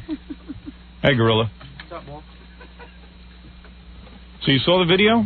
Yeah, man, it was incredible. Well, you saw it over at a friend's house, right? Yeah, ordered it? My friend ordered it. We were playing cards, and I lost all my money, so I threw on the video. And you were shocked? I was taken back, definitely. You were taken back? Yeah, definitely. Taken back. It was kind of cool. You were taken aback. Yeah. Definitely. No, it was kind of cool how it was set up because it was like you went from actual footage, then you went to like the practice sessions where they were doing the same thing. Right. They're doing live and stuff. It was interesting. Yeah, it was definitely put together where you like want to see what's more and you keep What? going. Want to see what's more? Want to see more. It's a cool tape. I mean, people will really love it, and they're being shipped now, so you can order and get delivery quick. 1-800-52-STERN. Plus, get the poster because the poster is only going to be around for a little while longer. Do you have anything else you want to add? No. That's it. It was great. Yeah. My friend really What liked was the your favorite poster. part? Did you like it? Good. Yeah. What was the favorite part of the tape? It was kind of cool how you guys were all sitting around and then stopping and goofing on the people on the video and stuff like that. Right. I guess when goofing on Gary is pretty funny. Yeah, that's always fun. Well, that was a major theme back there. Yeah. So you'll see you'll not only see our New Year's Eve event, but you also get to see behind the scenes and what goes on, and it's And then they party after. You know, it was interesting how like you see like you and Jackie discussing things that are going to happen, what you should do and what you should take out and stuff. Right. Like I think to that everybody else at home who doesn't see stuff like that is. It's interesting. I know. Yeah. Well, there you go. Did you watch the part featuring your old girlfriend? You know, Gorilla got laid at the New Year's Eve event. He had sex with one of the girls. Of course, I can't say which girl it was because you have to protect the innocent. But you know, who would that be? Not him. But you know, you don't want to. You don't want to brand her. Girls don't want to know. Well, you don't want to brand her for life. They've got that desperate. Oh. So anyway, Gorilla got laid at the New Year's Eve event, and did you check her out? She was hot, huh? Yeah. Yeah, huh? Did you bring back memories? Yeah. That was the best piece you ever got, my friend. Listen, I'm sucking those teeth. Stop that. What are you, sucking your teeth? What is that? He's like one of these guys. Yeah. Yep. Yeah. Yeah, you haven't gotten laid since then, have you? No. Gorilla, can you say dry spell. Can you say one complete sentence without no. Or what's this new thing? You're sucking your teeth. Did you have some dental work done? No. You're a little dry. Okay. Yeah. Well, very good. I think he keeps sucking his teeth, hoping the vacuum will keep his hair in. Keep the hair in his head. Is that what he's doing? He's sucking the hair through his head.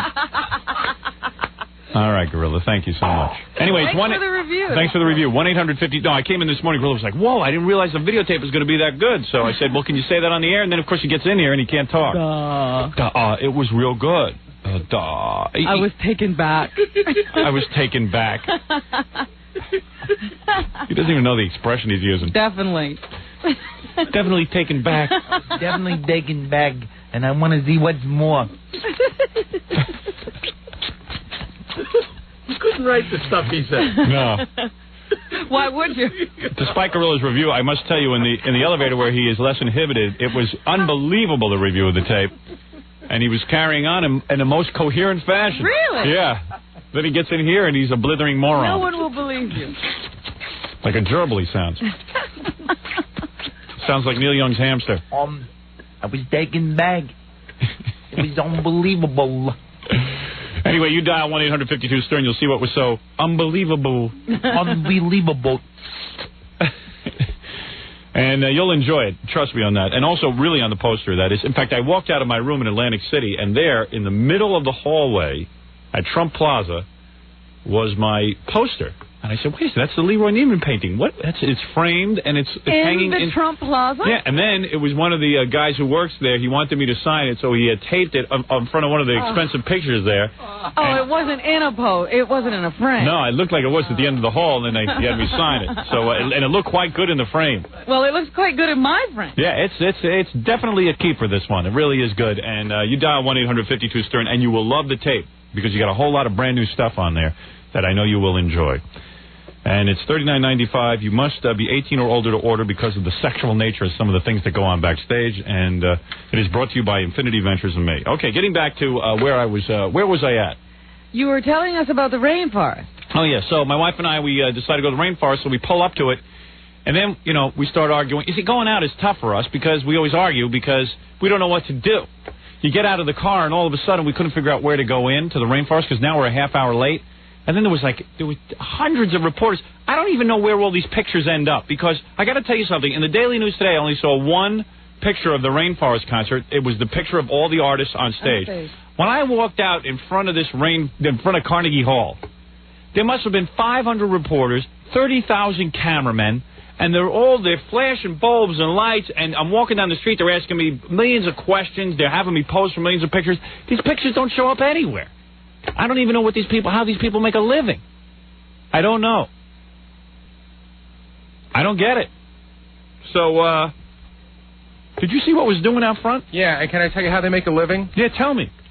They're called pool photographers, right? Yeah. And they take pictures of you, hundreds of pictures of every celebrity in every imaginable pose. Yeah. And then, like there might be a picture of you frightened. Yeah. Then if something frightening happens to you, and they can put you on, those pictures you see in the Inquirer? So in other words, they don't use those pictures to explain what happened at the rainforest concert. No. They might use it later on down the line. There might be a picture of you looking weird, and it can go with a weird story in the Inquirer. Yeah. Well, it was weird, to say the least. I mean, you walk in, and you can't even find your way in the door. So then I'm asking the cameraman, and you can't see because the lights are They're popping in your face. blinding you. I said, where's the door to get in here? But they won't tell you because they want you to keep standing there. See, only you would not know where the door was. I had no idea. I walked down from the end of the block. I had no idea where anything was. I didn't even know it was in Carnegie Hall. I don't know where Carnegie Hall is. I don't know where anything is. I'm walking around in a daze. I need like a Baba Fohai to lead me around. Now, it turns out Baba Fohai was at the concert. You're kidding. No, he didn't come over and say hello to us. Rob, my seats were so high up that by the time I saw you guys, right, by the time I would have gotten down, the intermission would have been over. Oh, my. Is he nuts or what? I know. Everybody kept asking us all night. I thought Baba Fohai was supposed to be here. If Baba Fohai had been there, we could have taken him over to the dinner afterwards, and he could have helped lead me around. But he wouldn't be there for that. No, because he's Baba Fohai. What are you guys talking about? I was cursing you out all night. I wish I had known you were there. I could have cursed you out to your face. He was mentioning your name quite frequently. But why? What did you want from me? Things were going wrong, and I blamed you. How could you? I'll just stay around me. I'll show you a way. Right? Didn't I blame Baba Fohai? For everything that happened. From where I was standing, it looked like you were dressed very nice. Yeah, well, yeah. He liked you. I couldn't tell, but it looked good. Anyway, so I would finally get into the Rainforest concert. And you know how people like to have a little power trip? Because I'm a half hour late. So I walk up and the usher's there, and he says, you can't go in this door because Elton John's in the middle of a song, and you can't go in. And I said, what? Yeah, they do that. It's like church. There's something going on. You can't come in. I said, Schmuckalele, just put me in the room. Don't worry, I'll get in there. I said, what's the matter with you? Open the door. I got a whole scene going on out here. They wouldn't know. I mean, these are the outside doors? Yeah, this is the outside usher at the outside to the concert. So then I walk around to the other side. Girl lets me right in. Oh, boy. I was the only person waiting. It was so late into the concert at this point. Yeah, nobody else was coming in. So she let me right in. It was a guy. You know, a girl doesn't have a big ego. Guys, right away, they're going to show you that they're in charge. Yeah, they're in charge. That's the one thing that guy can control in the whole place. Yeah. He can actually keep you from sitting. I said, I believe Elton John has played in enough concerts where people walk in during it. It won't shake him. I don't think it's going to shake him. You know? He was constantly doing things during Elton John. I said, if something's going to shake him, man, it would have shook him years ago when the first time a guy tried to give him some painful sex. You know what I mean? That would shake you. If that hasn't shook you, nothing's going to shake you. The man's a bald homosexual, used to wear a duck outfit on stage. You tell me how you're going to shake him up. The sight of you. The sight of me is going to shake him up. He ran around in a duck outfit. Eventually, I end up in my seats, which was next to Rob, and we were in the second row, so you're right up in front of all these artists, which is real intimidating because a lot of them you made fun of. You don't have to hate you. You don't want them to see you, so that they'll start yelling at you from the stage. I was really nervous about that. Do you think Elton recognized you? Well, I think Elton likes us, doesn't he?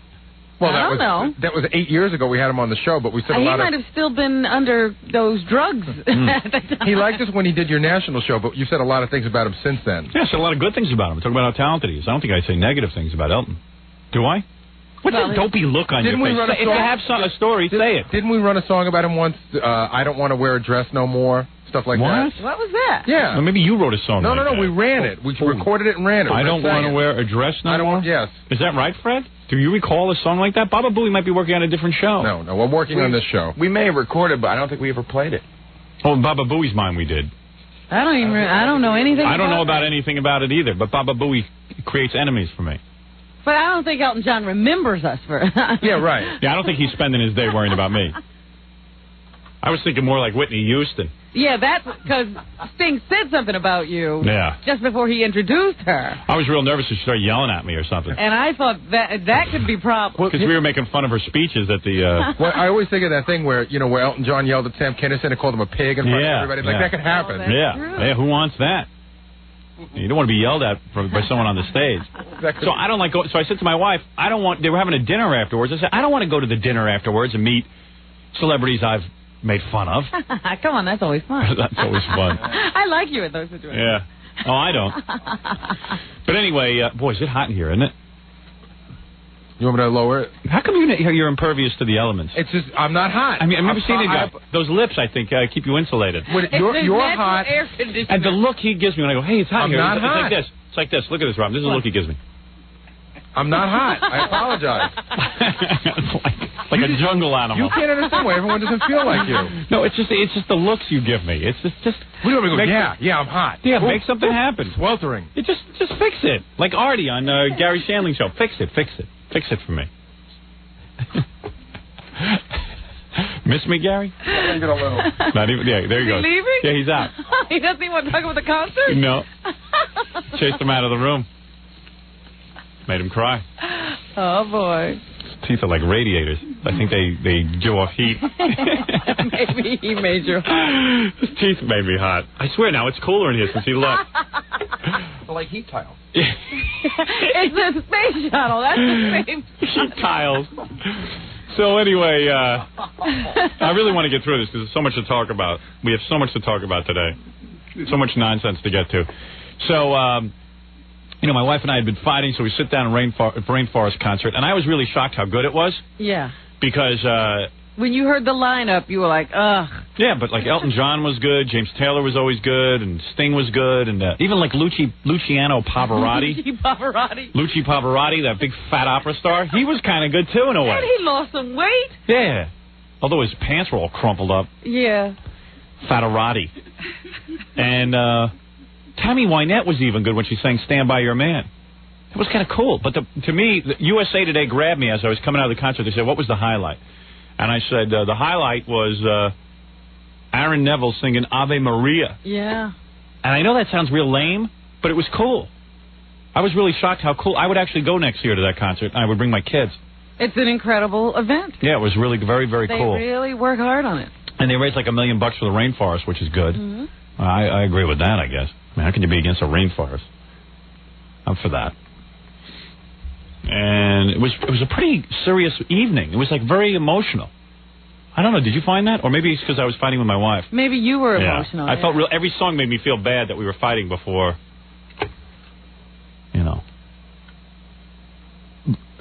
I was just enjoying myself. I wasn't emotional. Yeah, I was. I thought it was beautiful. Did Robin have a date, huh? Yeah. She had a nice looking girl with her. Really cute. Big cleavage. Oh, she did? I didn't notice. I had my ass cleavage showing. Did you notice? No. I wore some low-cut pants so you could see my cheek, the top of my cheek.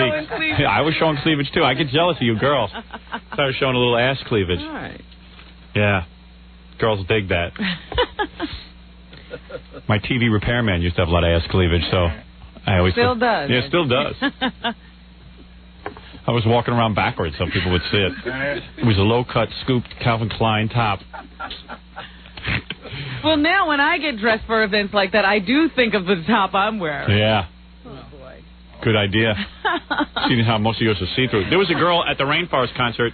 My wife goes, boy, there were a lot of girls parading themselves in front of you. Yeah. Little parade going on. I said, yeah. Like Easter. She goes, did you notice? I go, well, absolutely not. My eyes are on one girl only. That was Robin with her cleavage. So, and then at the end, Sting's wife, Trudy, who's a little piece of ass. She's no spring chicken, by the way. She's not a young woman. But she came out in she had dyed her hair real blonde. Yes.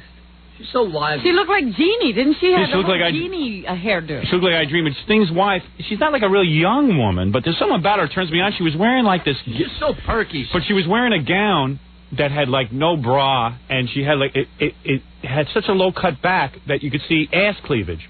Oh, Jesus. You could see her ass. Oh. You know what I'm talking about? No bra. The small of the back. The small of the back. Oh. So later on, I go over to this Waldorf Astoria. I walk in to say, hello to Sting and his wife, since they're the only two celebrities that actually talk to me. And I when she came over to me, I slipped my hand around the small of her back, underneath the dress. You don't know how she got there, do you? Who? Trudy? No.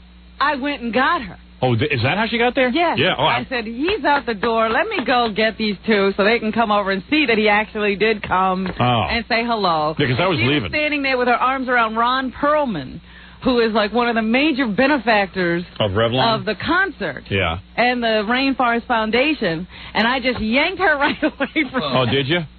I just said, Trudy, get over here. And then Sting popped out of his chair and followed her. You're damn right. Oh, I'm going to be governor of New York. So they came to you. Oh, good. Yeah, because I knew you would never walk over there. They have this wacky dinner afterwards where you end up at a dinner with the whole audience. And you know what? The audience... Not the whole audience, but Baba Fohai. Yeah, right. Well, it was a lot of audience there. And, like, they sit you at a table, And suddenly I go, wow, this is going to be good. I'll be sitting with a bunch of famous people like Sting and Trudy and Dionne Warwick. What's her name? Not Dionne Warwick. Whitney Houston. I said, whatever. Same difference. So anyway. Well, they are related. They are.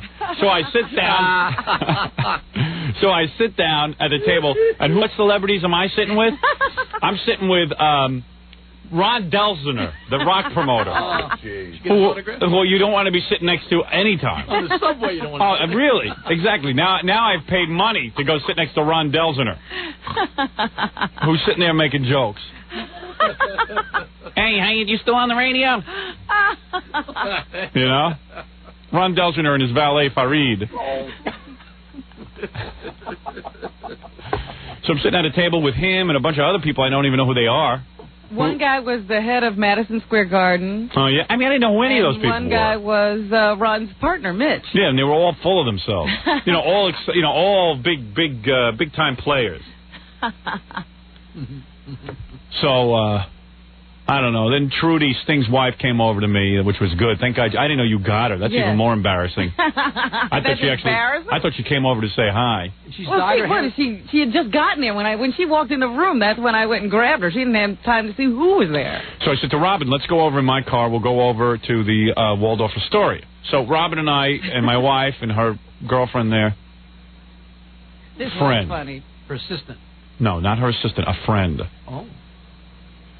And no, she's not a lesbian. Everyone thinks you're a lesbian because you go places with girls. Are you a lesbian, Robin? No. All right. But does it matter? To me, it does. So sure, of course it does. Of course it matters. Doesn't matter. Changes everything. Doesn't matter. Yeah, I like when gay people go, does it matter if I'm gay or straight? Yeah, it matters. Of course it matters. It changes the whole thing. Why? Because you're not going to be in my bedroom anyway. No, I don't know. It just changes everything. Straight or gay. Yeah, well, we like to know what's going on. You have no idea how much time we spend in your bedroom. So anyway, the point is that we end up. Of course, I can't go out the regular doors because there's too many people there. Of course not. Right. Everybody's already gone. We sat there and waited till the whole place is empty. So we leave out a side door, and we're on the side door. I walk out, and what happened? 30,000 people, photographers and everything, jump all over me, and now I have no car to go to. But not only that, homeless people are jumping. Well, wait a second. You're jumping ahead.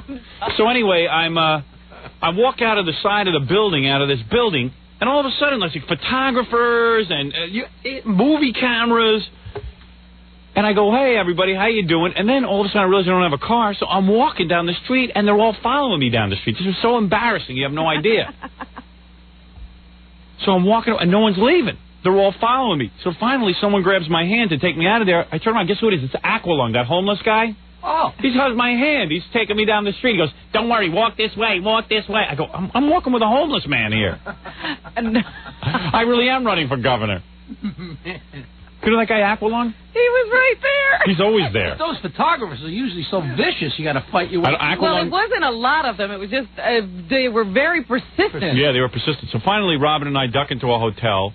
We begged the guy to use the phone. What hotel was that? That was the Parker Meridian. Yeah, they were nice people over there. Let us use the phone. We get the car over there. We get out. We go over to the Waldorf Astoria. I don't know. It was just bizarre. It was just weird. Hey, do we have a tape of that concert? No. Didn't K-Rock tape that? I don't think so. Yeah. Because I'd like to listen back to Aaron Neville sing Ave Maria because I'd like to know if it was really that good or was just because I was emotional. Incredible. That guy's good. We had a funny song about Aaron Neville. Aaron Neville up close. I never was up close to that guy, but he's got that huge birthmark over his eye. Did you notice the tattoo? No. I was sitting there wondering if, because we were sitting in, we were so close you could almost only see one side of a person's face. What's the tattoo? I couldn't tell exactly what it was, but he has a tattoo on his face. Yeah, and he's got this big thing right here on his eye. Yeah, he's got a big birthmark. He doesn't need anything else on his face. Yeah, maybe he's trying to take attention away from that. But wouldn't you have that removed?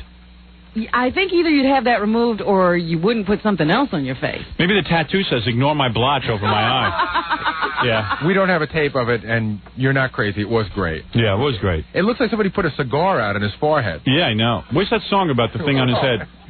There's a song? Yeah, you know that guy who used to work for DeBella, Pat Godwin? Yeah. Yeah, well, he sent me over his song because, he works with us. Oh. Yeah. All the DeBella's people left him. And it turns out Pat's really a talented guy. It's just that DeBella... Didn't know how to use him. He didn't know how to use him again. Oh, boy. DeBella ruined his creativity, but now it's coming back slowly. So Pat wrote a song called What Is That Thing on Aaron Neville's Face? You're welcome, Jackie. Jackie. Jackie Show. Oh. Jackie. Jackie Show. One big show. Wow. A middle and an end. Oh, I missed you. Show. Oh, I just got so aroused. By that sound? No, it's my pants. I'm wearing blue pants today, but they're not jeans and they're a little bit baggy. And then I was like rubbing up against this piece of wood. Now I'm like, whoa, I'm ready for sex. Anybody available? It's a long week, wasn't it? Oh, yeah. No naked girls for a whole week. Did you have a lot of sex on your video? No, I got it twice, though. I got to admit, that was pretty good. In between fights? Yeah, no, we only fought once. You said you fought a lot. I can only go by what you say. All right, we fought a little bit. It's hard to have me home for a week. As my wife says, I'm not an easy man to live with. None of us. She goes, you're not easy to live with. You're not. I said, well, believe me, you don't know what else is out there. I saw who you were dating before me. There's a lot worse. At least I'm not depressed like Kurt Cobain. Oh. Well, you know what it would be like to live around him, all depressed?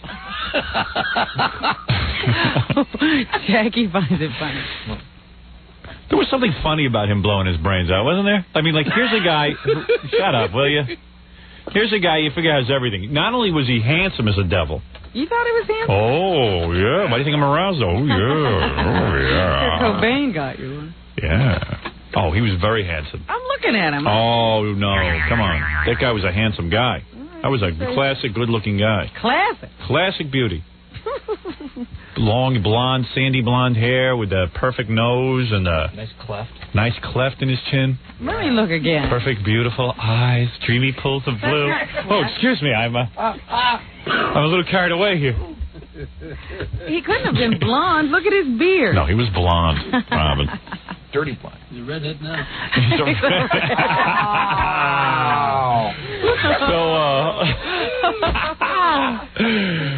Well, here comes a tribute. Here comes a tribute. Hey, it's just starting. Oh. No, but I mean, there was something sad about it in the sense that here's a guy who has everything. Not only was he good looking, and also, you know what? He reminded me most of Sting in the sense that, you know how you hear his songs and they're raw and they're really rocking hard, but I could picture him with just like an acoustic guitar like Sting did at the Policeman's Other Ball. Yeah. Just playing one of those songs and they could sound really cool. Do you know what I'm saying, Fred? Absolutely. You know what I mean? Stood up. The songs were good songs. He was a good songwriter. Very emotional guy. So here he is, a good songwriter, real good-looking guy. He's got a stripper wife who's a piece of ass, who probably lets him do whatever he wants. Hey, you want to shoot heroin? Go shoot heroin. You want to go have sex with other girls? Together. Let's do it together. Why leave me out of it? You want to have sex with other girls? Bring her into the bed with us. She's up for anything. Yeah. Hey, I'm having a baby. That doesn't slow me down. Frances Bean. Frances Bean. Let's call her. Whatever. That's his kid. And his wife is a rock star, too. You know, she's in a band. I just saw her new video. It was actually pretty good. You know, she's got an album coming out on Tuesday. This is Hole. maybe he was thinking of her. Hole. I saw the video. She's a piece of ass. Really? Yeah. Man, you know? I just keep hearing about this band. Never heard any music. Yeah, I heard the music. It's almost identical to our husbands. It starts out, it's always like la da da da da blah, blah, blah, blah. And then it goes la da da da da la la la la la. It's the same identical stuff to a T. Okay. But it's a girl doing it, which is okay. I would like to hear that. Yeah, it's a pretty good video too. They'll probably have it on MTV in like a week or something. But, well, I just thought it was odd that the guy just tried to kill himself a few weeks ago. And then people let him disappear for 6 days. Yeah. But he ran home. They couldn't find him? No, what happened was he, after he had that thing where he drank himself into a coma. Yeah. the record company pushed him into rehab. Right. And when he was in rehab, I don't know, he ran away from rehab. Rehab was voluntary. You can't, like, make somebody stay there. Yeah, but he snuck out anyway. Yeah. Yeah, so he left. But he ran home. That's what I'm saying. They Yeah. didn't find him somewhere else. He was at home. Yeah, so what's your point? He ran away to home and nobody could find him. Yeah, he's an adult. I mean, how many people can track him down? I mean, you know, who wants to track this guy down? I would if I had that much money tied up in him. Yeah? Yeah. Well. It just seems to me you could look at home first if somebody's going away. At some point, you got to either the guy's going to survive or not. You know what I mean? Yeah, but they even said they had assigned a whole group of record company executives to follow him around. Yeah, that's absurd. Yeah, record company executives. Yeah, we know some of those guys. Yeah, we know them all right. So they lost him. Yeah. And I wonder why. Like they were coherent. Anybody seen Kurt? No. Okay. What do you think we should check? Not home. I don't know. Who's got the vacuum cleaner? So anyway, but the guy was really good. I mean, that band was really good, Nirvana. And I know, like, a lot of people in the I'd say the 35 to 54-year-old category say, well, what was so good about them? Because now all they do is listen to Billy Joel records. I don't know what happened to people my age. I have friends, all they do is listen to old music, like Billy Joel records. It's like, dudes, you could listen to something new once in a while. It's still rock and roll. You could listen. I don't know. People our age are getting very old fast. You're talking to Jackie. Oh, I'm sorry, Jackie. Yeah, Jackie, God forbid, listened to some Nirvana record. Frank, did you like his music? You know, that gunshot was more melodic than his music. Is that right? Yeah. Oh, here's Tom Chisano to tell us he listened to Nirvana music. He wants to tell us how hip he is. There's nothing hip about you, old man. As a very unhip 46-year-old, actually, I did like his music. Yeah, well, okay, you're very hip, Tom. No. Right. But, I mean, really sad about my son went to the MTV Unplugged, and said the guy was really cool when he came in. He liked Tim's hat. He took the hat. Yeah. He took your son's hat? Yeah. His baseball cap he had on. He took Tim's hat? Yeah. Is that the one with the holes in it now? Wasn't he wearing that? It's now a perforated He's got a perforated hat. He's got a big blowhole on the top of it. Does Tim want it back? So Tom, in a way, has had a personal interaction. I didn't realize that.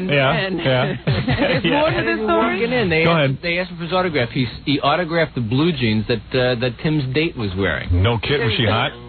I mean, you're a very pretty little girl. Really? Yeah. But he said it was really cool. You know, it was very nice. Right. Yeah. So are you saying that after he met you, Tom, he killed himself? Because I've been driven to that. You're just a stronger individual. Yeah, I'm stronger than Kurt Cobain. I get depressed when I talk to Tom. Well, Tom, thank you for sharing that very personal story with us. All right, now get out of here. Now go back to your hole. All right, thank you. Take it easy. Tom Chiasano, general manager of our station here in New York. Fascinating story. So Tom's son gave the hat to Kurt Cobain. Kurt liked the hat. And Kurt liked it. That was very cool. That was the one he got, though. Tom's cool. Tom has some cool hat stories. He was really cool. Yeah. He was a cool guy. Thomas and Butthead. Yeah. As a very unhip 46-year-old, I liked his music. I like it very much. I enjoyed the sounds of Nirvana. He was a tortured and demented soul. Anyway, I didn't notice anything was wrong. There's a dude out there, a guy named Stu, who just came in, who has already put together a Kurt Cobain song parody. So I admire the fact that he got one together so fast, so I said he could come in. I have not heard it. This is a first. This is a first. The guy got it together last night, I guess. This is Stu? Hi, Stu. Now, Stu, your last name is not Pitt, is it? No. No, okay. What is your last name? Kamens. Stu Kamens. And Stu, you seem like a young guy. How old are you? 26. Are you depressed over the death of Kurt Cobain? Oh, very. I was holding a candlelight vigil in my bathroom. Were you really? Yeah, all night long. And you say that when did you get the song parody together? Well, I started writing it right after I heard about him. Second you heard about it, you were inspired. You sat down. Boom. Well, no, I just came up with the song Heart-Shaped Box? Yes, I do. And it goes way, way, and for some reason I just went way, way. I blew myself away. I see. Way. And then the whole thing unveiled itself to you. And it was almost like God gave it to you. It wasn't like It just came out of you. You had no idea where it came from. It was a complete lyric. You didn't really, struggle over it. It just came. Way, blew myself away. Just came to you, and it was divine inspiration. It's not like it was something you had to work for. It just came into your mind. Listen, I'm not saying it's genius, but I hadn't written anything in like 2 weeks. All right. Hey. It took the death of a rock star to get me writing. Well, so, at least something good came out of it. Exactly. All right. So you were basically a conduit for this song. It came through you, not of you. Exactly. Oh, all right. Now, you are also the author of other tragedy songs. Didn't you do a Ricky Nelson song way back in 1970-something or other? Yeah, I did. You did, right? Yeah. Okay. It was Why Couldn't My Sons Have Been on the Plane? I see. Yeah. I see. Referring to the two Nelson brothers. All right. That was a winner, too. Went to a mountain party. I remember that. Right into the mountain. Okay, here we go. All right. Remember that song. It was a killer. All right, this is Stu. This is the first time we're meeting. It's not me singing. Oh, this is not you singing? No, it's not me singing. I wrote it. All right. Now, you say Sting song on this? Sting song on, yeah. All right, okay. Along with Aaron Neville and the thing on his face. All right, here we go. Let me hear what you came up with. Yeah! They found me in the Seattle garage. A bullet in my brain was lodged. 2 electricians found me there that way. The king of grunge is dead. They say, yeah.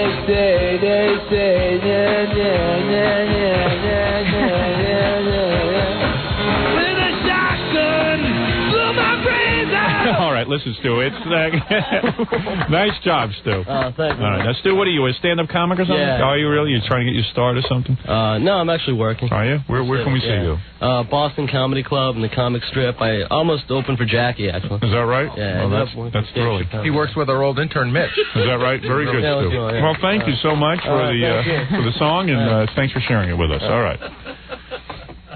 That is Stu Kamens, the comic, unveiling his new song. Wow.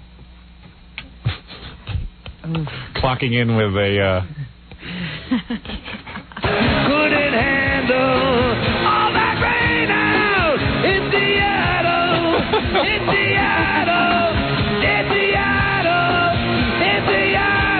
You know what it is, to a guy like Stu, who's trying so desperately to make a career, he doesn't understand the death of Kurt Cobain. Here's a guy who had all the success that Stu dreams of. That he dreams of, yes. And then he kills himself. I've heard that a lot. He had everything. That's right.